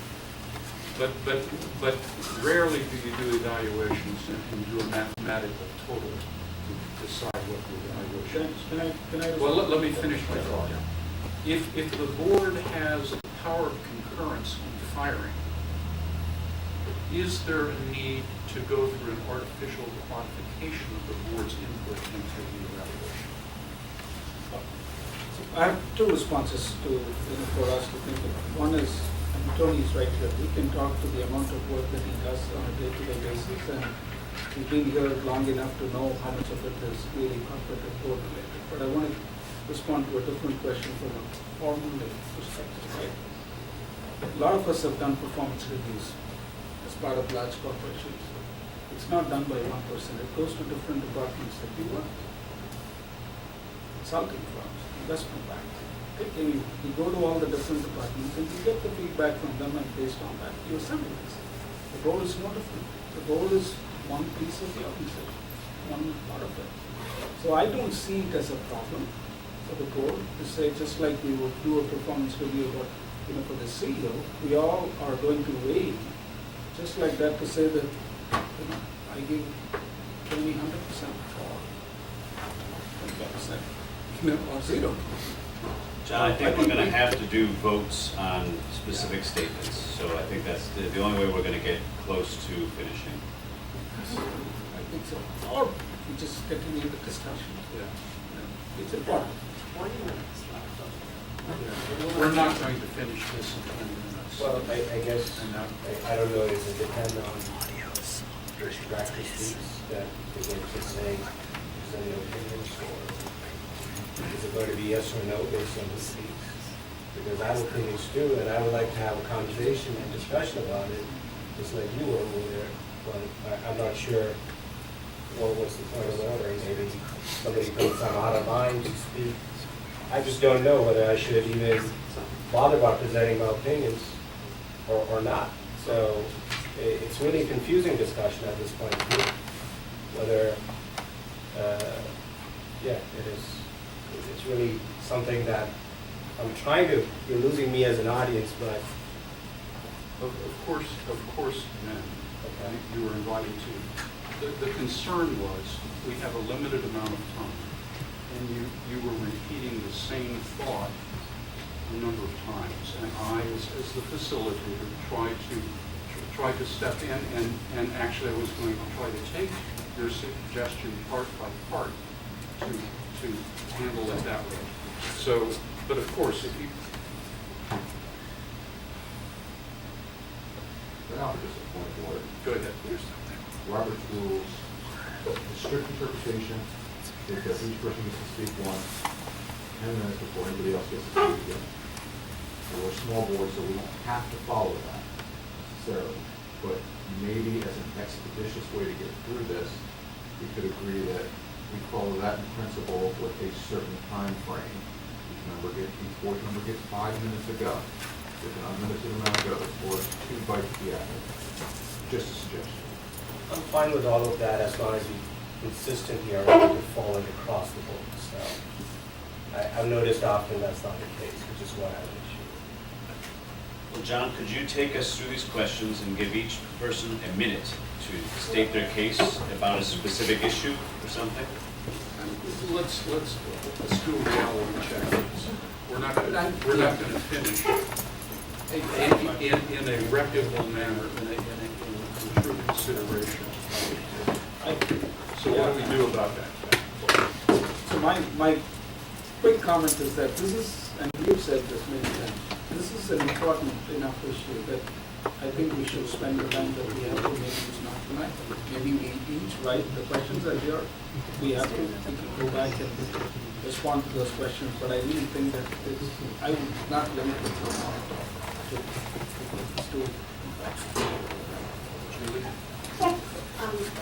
I was thinking that perhaps 5 minutes that each of us would take to speak, maybe instead of doing one question at a time, we could read the section from legal counsel and express where we would have a no or a yes. For those like in legal, there are 9 questions, 9 separate statements. Maybe that would be one way of getting a flavor for the thoughts that a board member has about that position or that role. Because otherwise, I think we're back to requiring, it's almost like a survey monkey, survey monkey where you've got all these questions, yes or no, and each board member needs to answer that and send their survey back in for some level of consolidation with comments. We've not been successful in getting director feedback to resolutions 5.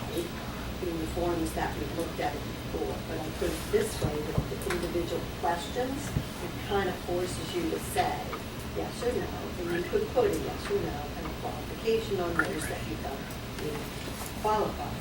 Right, Andy, the folks would have said on number one, I'm okay with day-to-day, I want hire fire. And that would be the way that they would make their comment, but I don't see that we're gonna get, even if we took 5 minutes each of us, we're not gonna get through it in the hour given. So given the fact that we're not going to get through it within the hour, are we going to allocate more time tonight? And I would imagine it would be at least another hour at this rate. Or are we going to do something else? Are people willing, it's 8:20, are people willing to let this go until 9 p.m.?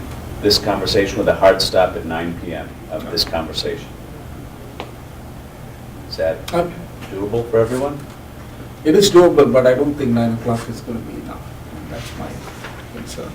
And like I said, it's an important enough topic that we should spend time on. I would suggest maybe a weekend. I'm sure everybody hates me for proposing that, but maybe we spend a weekend afternoon, that's how you have to plot through these things. I'd like to make a recommendation then. If we could, I understand your point. It is a very important topic. We've been, as you just said, we've been ineffectually dealing with it for more than a year. Yeah. So what we need, I would make a recommendation that, John, if you could lead us through, there's a section on CEO, on legal counsel, on financial officer, on COO, and SLT. It seems like those are the sections. And there's similar questions on each one. Maybe if we could go till 9, you could take, section by section and just let everyone, since we probably pretty much all wrote out, I hope, what our most comfort zone is, we could just say what those are for each of those sections. You could kind of write those down. If you wanted to have a vote on something rises to the top, and then that would be what the BGC takes away and tries to craft a document from that. Does that seem reasonable to people? Karen, go ahead. Okay. I think one of the reasons that we can't seem to get anywhere on this is because we're making it a lot more complicated than it needs to be. And I'm going back to this matrix that we all worked on back in June, and I'm wondering if it might not be a lot more expedient to just return to this and get a real consensus on how we feel, rather than going through all of this and a bunch of, well, what if this happens and what if that happens? I just don't think that that's necessary. We hire a CEO, assuming that, we put trust and faith into that person. And I think this is just getting way too complicated. And that's why we're not coming to any conclusions. Actually, I agree with, I'm sorry, Kathy. I agree with Karen. I look at this thing and it just makes life easy to look at the chart. We all come to this room hopefully with trust and respect for each other and the staff. And we have so many more important things to do over the next many months that if we can't use a simple chart to help us move forward on this issue, God help us with everything else we're going to have to do. We won't be able to get through anything, and we'll be just mired in crap. Pardon my English.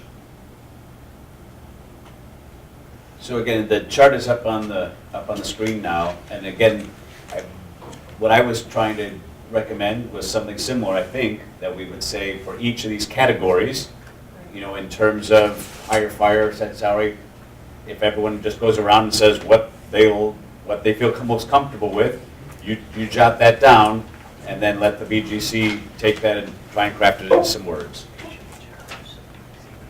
I think we're basically done with the CEO already. We're working on this, the general counsel now. We don't, I don't have a ready way to take orderly notes. Do you have a copy of that, John? I do have a Oh, copy okay. of it, but So is everybody okay with that process? I like the chart last year. I'm okay with that too. I thought it was fine too, but it didn't I've quite been okay do with that what- as well, so we can Except for work it, through that. I think your ICW, you might wish to have. Yes. Well, No, that, I'm, in we consultation. can modify, we Some can of modify us all of those do. things. I would like to modify some of those words in there because those were all, you know, initial stabs to be talked about. Okay? Okay, we will go to the, so we're now talking about the general counsel. 9 o'clock Thank you. on, 9 o'clock on the chart. on the chart, Okay. Stop at 9 Here o'clock. we are. So, or before. So just for clarity, we're all okay on this matrix on the CEO? On that line? we have to work a bit with the tasks, but.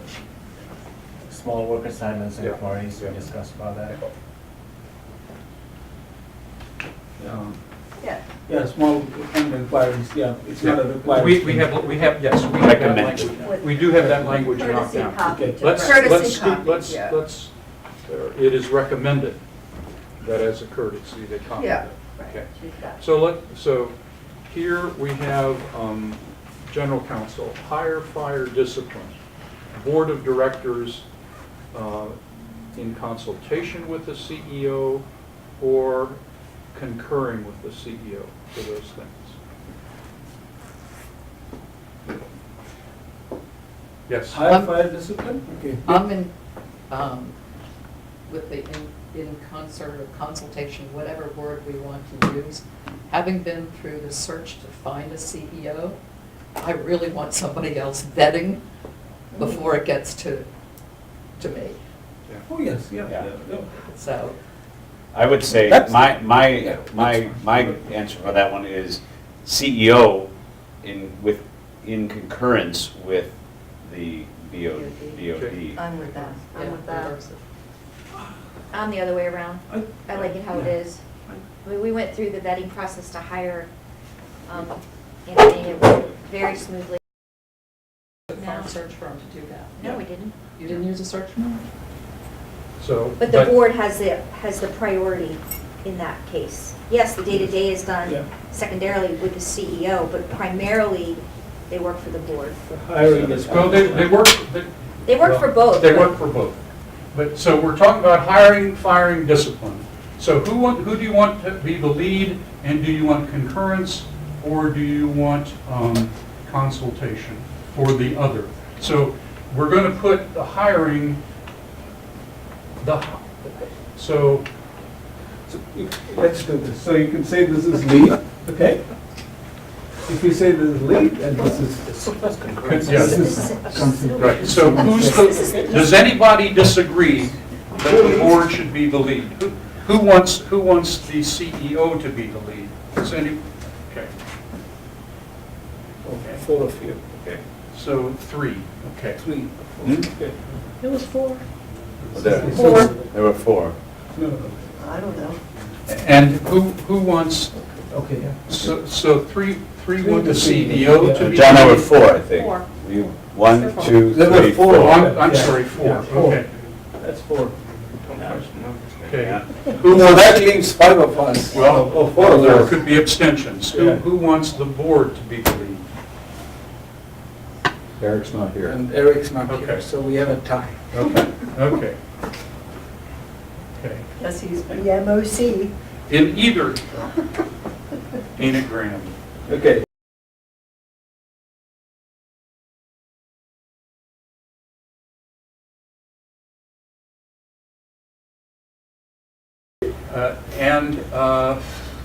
If he wants concurrence versus Do consult. you want concurrence versus consultation? I want For the other party. I want concurrence. This is with the board is. Can I ask a question? Is concurrence a polite way of saying that the board gets to overrule the CEO? You have to agree. Yes. Yes, Yes. it's a required mutual agreement. How can it be mutual? You can override the CEO. No, you can't override the CEO. What we're saying is if the Concurrence doesn't mean. CEO wants to terminate, board has to say okay. Right. And the alternative, if the board wants to terminate, CEO has to say. But what if So you're it's at like an a veto impasse? What power. if you're at a deadlock? How do you resolve that? The board wins. Then we The get board them to wins. sit on their own. Yeah, the board wins, right? Not if you word it as concurrence. If you word it as concurrence, then You can't have a it's stalemate in any. deadlock. So you can't have concurrence then? This, So concurrence is not really the concurrence. board always, ultimately, it's always decision. Sorry? In my judgment, it should be in consultation. Who's consulting who? And that should be the board, because. Board is consulting, It's as the opposed to board getting In concurrence. consultation with the CEO. It's not bound by what the CEO may have to say. What it But said. it listens. Yep, That's what we said when we were. That's what we said earlier. That's what we said earlier. that's what we have. Summer, it was hot out. We said that when it was bad, when it was hot outside. Right. That's how it's done in local government. That's how it's done mostly everywhere. In fact, it's not even there, it's the board who decides. Okay, I think we've got an answer on that one. Can we move on? All right, are we good with this? Yes. We're good. Got it up on the board. We got two different choices. Okay, but we don't have a decision. You're not gonna get one, I don't think. It's 4-4. Okay, then we'll come. So we trust the BGC to create something based upon that we can vote on next month. All right, next, set So you salary. guys can't tie, there's three of you. I'll- So set salary for general counsel, I think we talked about that, right? What does that Mike? say? So CEO what? the board sets it. Within- That's not, what does that say? CEO recommends, the board sets it within the established budget. That's So- not what it says. I'm good with the board when they're initially hiring legal, Approve a salary. but then after that, This is it's the CEO CEO. recommendation. Absolutely. I'm That's fine the way with in what that practice says. it'll work. I'm fine with what the chart says, What's that now? with what that says. Right. And this- CEO sets and we're- the salary board's- beyond the first one. board's gonna be looking We were at, pretty any smart. hiring decision is gonna be based on what's been in the budget for such a role, so it's already in the budget.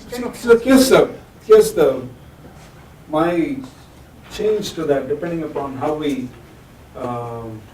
do this process on an annual basis. So every year, at the end of the year, if you're gonna have, the CEO presenting as part of the budget or following the budget for all the staff, or at least the top 10 or 15 or 20, says this is what they make this year, this is what I'm recommending for the following year, right? In executive session with the officers, with the board, I think that should be a normalized process. If we went through that, then it basically meets all this. But at the same time, it also provides the board a chance to say that maybe that's not the right number.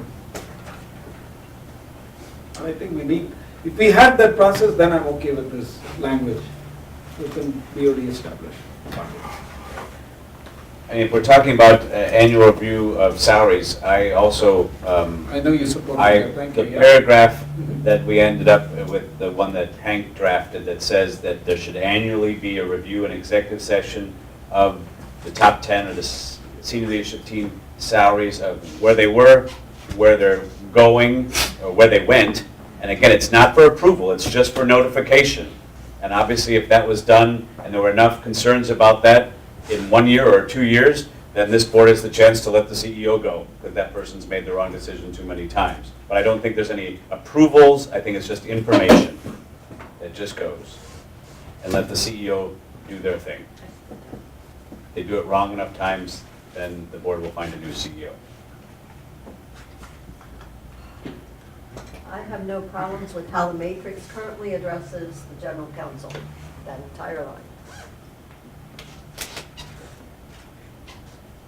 So, I concur. Move on. so is that true whether or not it's the board who hires? So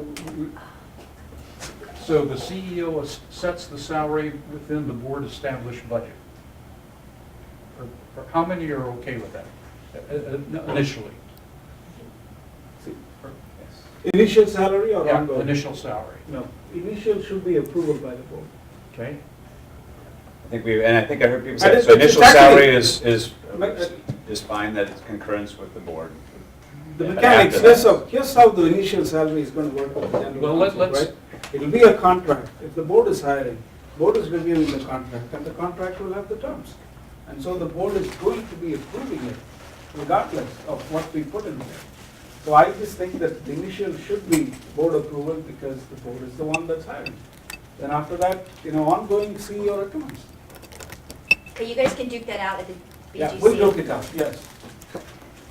All right. But I think we are okay. Do you have an odd number of people at the BGC? 4. Are you calling your fellow board members odd? Yes.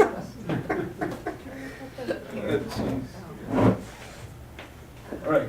So what I hear is a split kind of decision between whether it's the CEO does the hiring with the hiring, fire, and discipline with the consultation of the board, or vice versa. So we'll let the BGC discuss that. All the rest of the bullets, or all the rest of the comments in the matrix, pretty much everyone has agreed to. Yeah. Okay. Okay, what about the CFO? Okay, let's look at one second. No, I don't think we agreed on the performance appraisal for the general counsel. You guys are duking that out at their meeting. I don't think so, okay. For CFO, I would say let's. No, hang on the CFO, I just want to make sure so performance appraisal, it's something that we are going to discuss. Is that the way you understand it?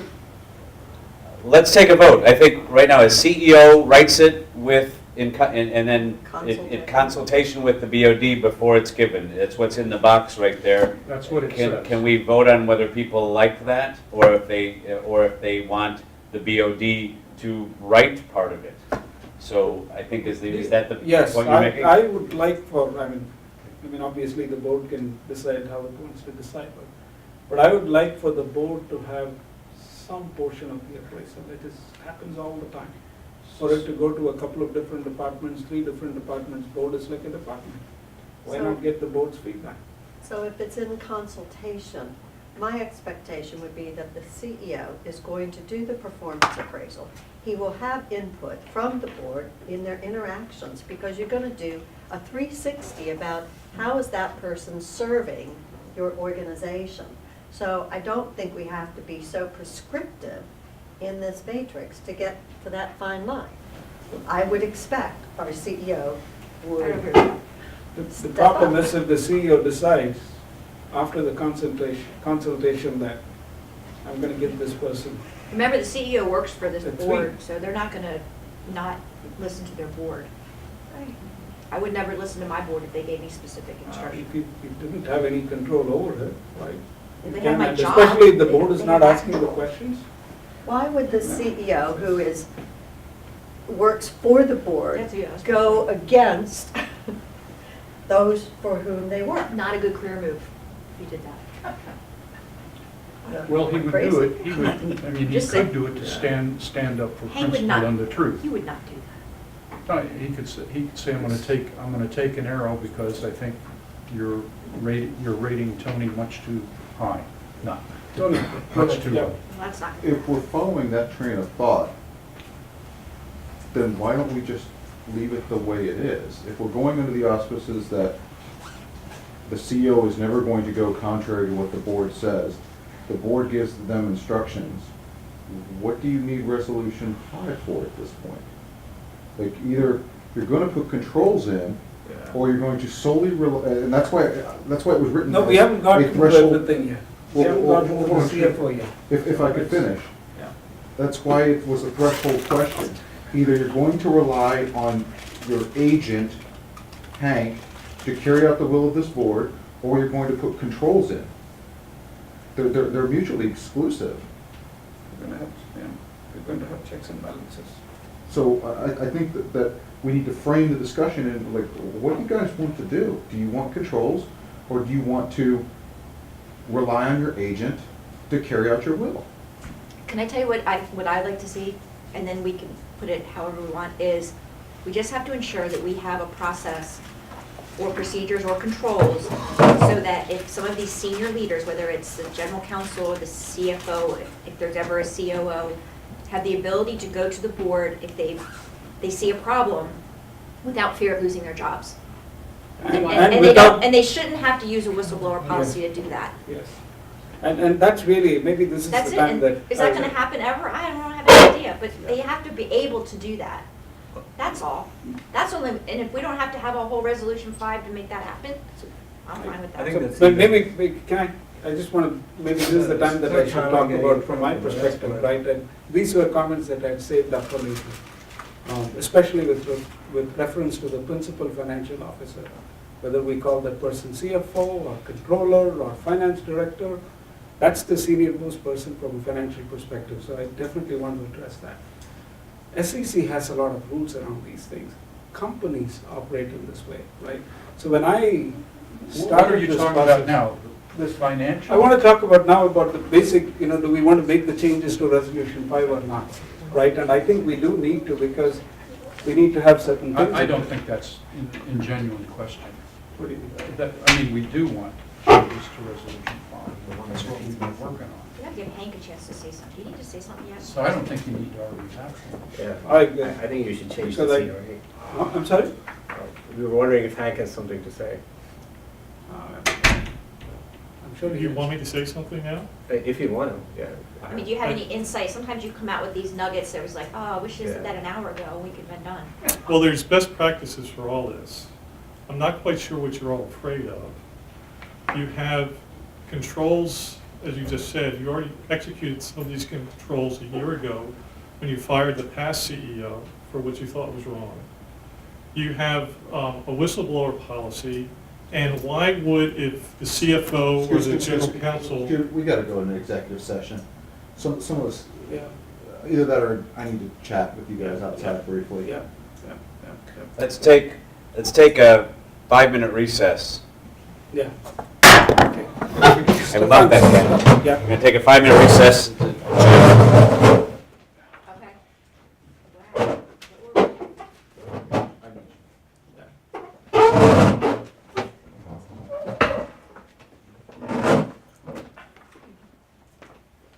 I think your sandwich will still be here. You can come. Oh, we're all going? Oh, I thought it was just us guys. Ah. Don't you lick my tomato.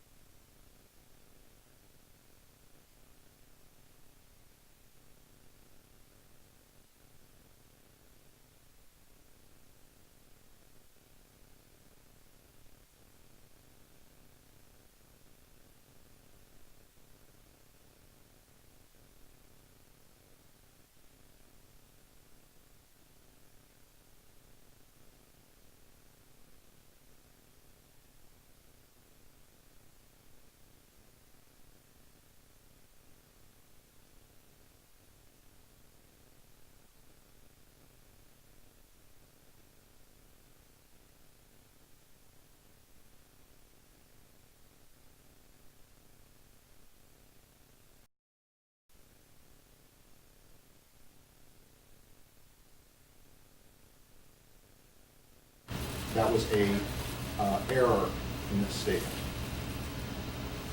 This meeting, Mr. Chair. So, again, we're not going to be able to finish this tonight. So what we're inviting folks to do, board members, if they have comments that are pertinent, please state those comments briefly that are pertinent to our discussion. And then after this discussion, Sridhar and I will, he's the chair and I'm kind of the vice chair of the Board Governance Committee, we will come up with a new matrix so that people can answer questions in that format. That seems to be the preferred format. Are all the members of the governance committee, or just saying you two? Well, I think that's some of the correction I'd like to make is that if you want an artifact coming out of a committee and you want it to be ratified by the committee, you just cannot go out and work on it by yourself. That's all I want to say. fine, we can do that. We'll do that. So can I make Please, some comments? Are we now? you're one of the commenters. So So when you have the board governance committee meeting, will you let the rest of the board know what date that is in case any of us would like to be able to come? That date is March the 7th, Okay, thank you. and the time is, I'll tell you the time. Go ahead. It's on the calendar for 6 o'clock. Okay, good. I'm sorry. Oh, that's fine, you did. Can I? Okay, so I'm going to make these comments just so the board has the sense of how this came to be, as well as I want the members also to be able to watch this, hear this. So starting in June 2017, to remediate the problems that were identified with the purchase process for Tetra as the RA treasurer, and on behalf of the board, I spearheaded what I would call 5 pillars of changes required to strengthen RA. A lot of them were identified by Stone Turn as well, who did the independent review of the Tetra purchase. So one of them was establishment of internal controls. Another was written policies and procedures, processes. The third was setting up a whistleblower policy. Took a little bit of time, but we got that done. And why? It provides a mechanism for anonymous reporting. I also wanted to reconstitute the fiscal committee, make it more hands-on, and to help staff, but also act as an analyst, advisor, as a committee to the board. And that's beginning to work. It's not totally there, but hopefully they will get there. We'll empower them more and they will get there. As far as internal controls processes, yes, we have established them. We have beginning to work. Whistleblower policy, we've had that in place for a year, and we've got, one complaint so far. So my point is, just because we put controls in place doesn't mean we are afraid of something, or something is, it's going to take away the authority of the staff or executives. So the fifth one that I didn't get to, and we could not do that. A lot of it got it done. Sherry was the president then, but the board, the then board supported many of the initiatives. We had support for this as well, for the resolution 5 changes, and I'm going to talk about what is the change that I wanted. But then that went into the BBC, and then we had so many other issues on the table that we never got to this.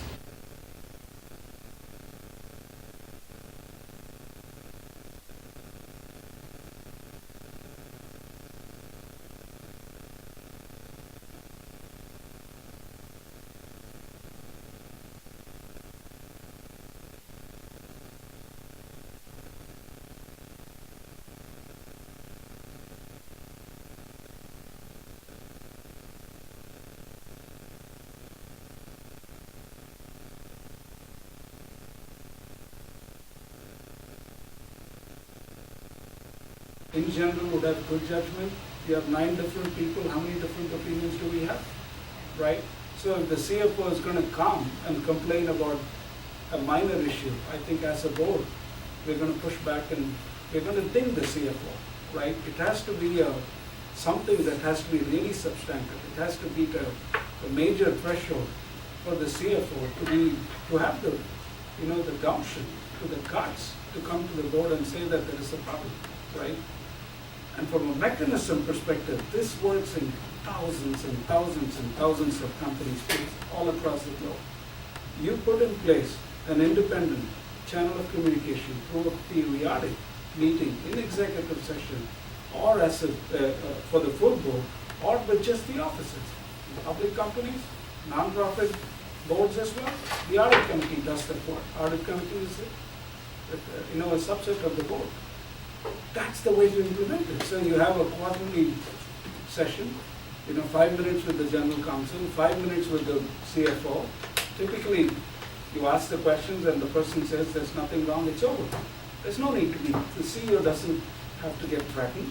The CEO's authority is not getting questioned. It's a simple mechanism that thousands and thousands of organizations do. Why can't we do it? We are so small. And then that's the reason why I wanted to talk about this being a controlled organization as well. The recourse is to us.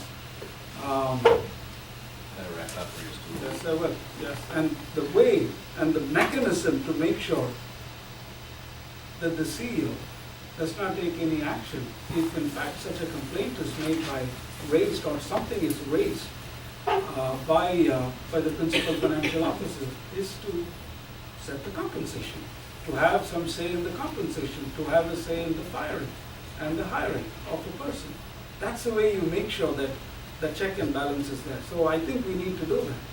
I mean, in closing, I do want to say that, Tony, you've been here for what, a year, almost 10 months?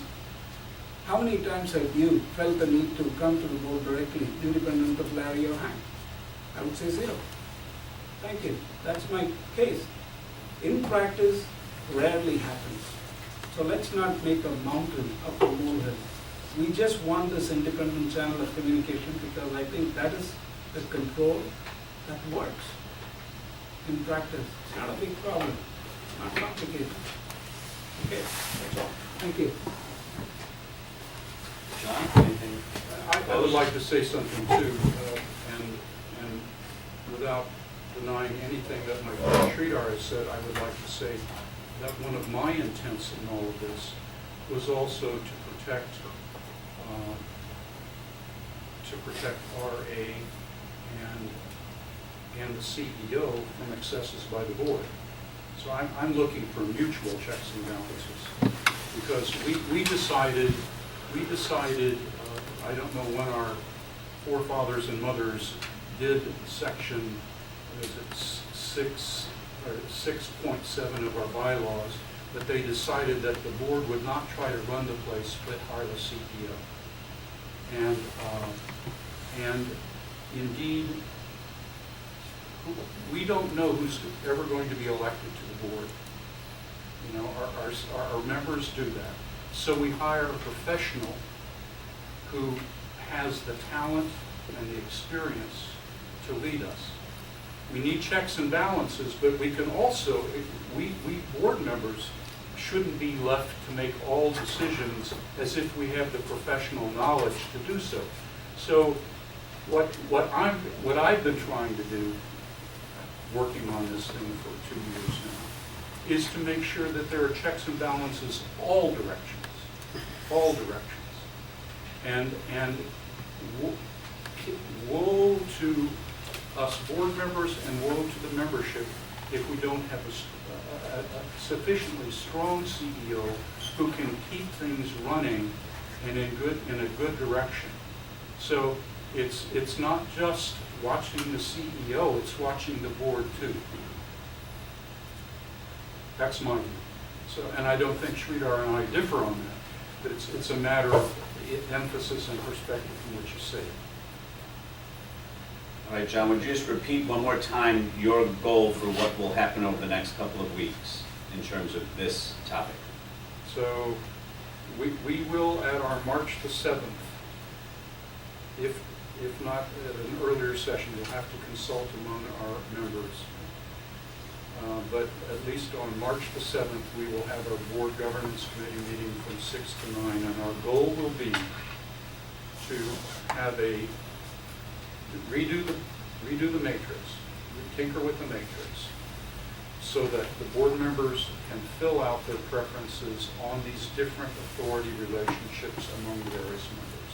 That seems to be question way has failed. So we'll go back to the matrix, and from that we will then we will do what we hope a near final draft. Does that make sense? People like the matrix, it turns out. Okay, thank you. Again, our goal is we would try and pass something in the March meeting. I think it's been well stated that, there are views on both sides of this in terms of controls, more controls, less controls, moderation, as in many things, makes sense, and in terms of how do we wade our way through this to make sure the board feels comfortable, the CEO feels comfortable, with the moderate point where we get to, where we have a professional leader, but there are some checks and balances. All right, thank you. It's 9:01, so we keeping to our promise there, we will head to the next agenda item, which is item H, vacation of easement at Tall Oaks Development. And Larry, you were gonna lead that for us. Yes, so I had brought up to the DOC, there's been a request from Stanley Martin, who is the new builder for the Tall Oaks Village Center redevelopment. And RA's had a pathway easement through that site since the original development of that site. Because it's being completely redeveloped and reconfigured, where our pathway easement currently is, will be completely obliterated by new buildings and roads and so forth. And so Stanley Martin approached us about vacating our easement, and in the discussion that we had with DOC, we want to make sure that we were part of that new public egress easement. Because one of the development conditions that came out through the very long entitlement and PRC plan process that Jefferson Apartment Group went through is that there had to be maintained public accessibility within the center and through the center, because at one end you've got the underpass, at the northeast end you've got Tall Oaks Fellowship House, and in between that will be a new sort of common green that has pathways, sidewalks, exercise structures, and it's adjacent to the commercial area. So we went back to Stanley Martin, made the request that we be party to the actual easement agreement, that the public egress agreement, because in the original version it was in favor of Fairfax County, and it was concerned that Fairfax County could unilaterally at some point in the future vacate that easement for some reason. So we are now party to that agreement. And in that same paragraph, he's reviewed that, get his opinion on that. I also brought, if anybody's interested, I brought a graphic that shows where that through easement is. And so So the main question that people have is, from the underpass, from the pool, is there a clear path to connect to the other RA trails on the other side? yes, and so I will hold this up. Down to right here, this is the underpass. Yep. Okay? And so there are actually two ways that this will connect. There'll be existing path that will be right around here. This is 8 foot wide. And then what they're going to do, they're going to completely reconstruct. What's down there now is the old concrete and stuff. Yeah. They're going to put in, I'm sure, a considerably nicer set of stairs and so forth, make it a lot more inviting. And that is reflected right here. And that will also tie in. So the main egress will go all the way through where it hits the Fellowship House property up here, which is where our prior easement had terminated on their property as well. So they will track through their green area. They have Yeah. a corridor of green. Right, the corridor of green, this is between townhouses or new condos, but it runs right down the center of the site. And the primary commercial public green plaza area is all down here. Right. So, because they want to put that closer to not only the commercial building, but also the fellowship house. So remember when we were going through all this, the concern was there's nowhere for bikes to be, bicycles? Because that's not what that intention was to use that easement. That was mostly to walk and to use the exercise equipment. Has there been any talk about that piece? The agreement which you all have in your Dropbox, including the flag line, it only talks about public ingress, egress, and access. Yeah. Okay. There are no limitations on that from the standpoint of, I thought you I had- suppose that. It was just a question, though, you're not Yeah, asking. So are they asking for us to, what are we vacating? We are vacating, so our existing easement comes from the underpass down here and, comes up the old stairs and kind of runs in front of those shops and then runs in front of the old giant building Oh. and goes down. So If we said no, does the whole development go under? I'm kidding. I don't think it would go under, but. Just saying. I think this one Okay, I'm So- gonna go back to my question that I had last time. Are homeowners going to be made aware in any way that this is a public access for Reston Association members? Let me ask the representative, Stanley Martin. Go ahead if you want to come. This is. So I'm Mike Ames, I'm the Director of Development for this one. It's Stanley Martin. We have Line is that we are now a party to this document, and so if it would ever, whatever many years down the road, if something would to change, they would have to work with us as a party to that easement agreement before changing it. Is that true? Does that include, I remember when we did this feels like forever ago, what we were calling that public kind of step, what was that called? It's like a plaza. It was amphitheater? Amphitheater, that very tiny little thing, that was gonna be part of the public easement as well. Right, because it was also by True. the retail. That is correct. And the So bus everything, station, so bus stop. the public easement would come through the north easement, which is close to the Pisanos. Yeah. That would come up into the plaza, go through the amphitheater, and continue through all of the internal sidewalks trail. And that would be predominantly for pedestrians and runners and stuff. Bikes would have to, they would take a different route. To go on the street. Yeah, but there's bike There's routes bike- as part of your. Yeah, so part of our requirement is to put a bike lane on both the east and westbound side of North Shores. That project actually already got performed by VDOT a year and a half ago, so they're already there. But now there's not adequate parking for the Residents. resident.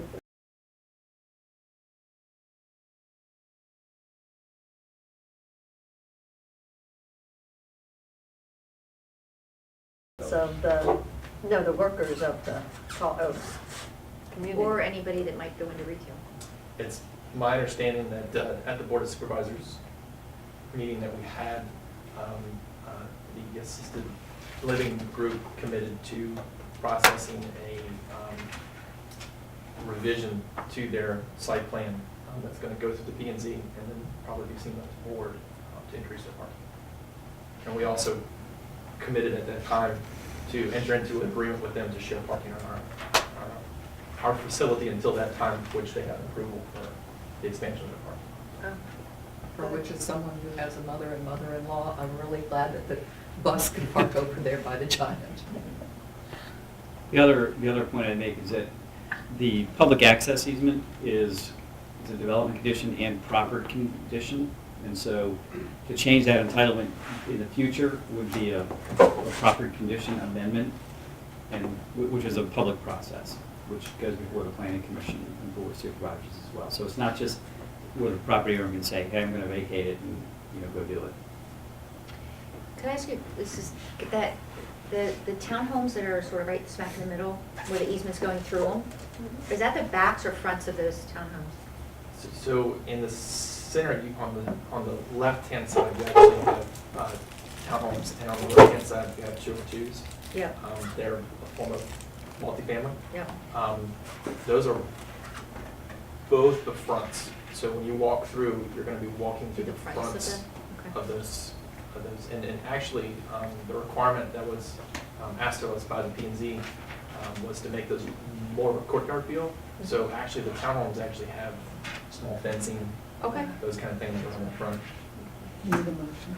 All right, so Larry, are we, the action, thank you so much, I appreciate the extra information. Larry, is there an action that we need to do? Do we need a motion to approve this vacation? Correct.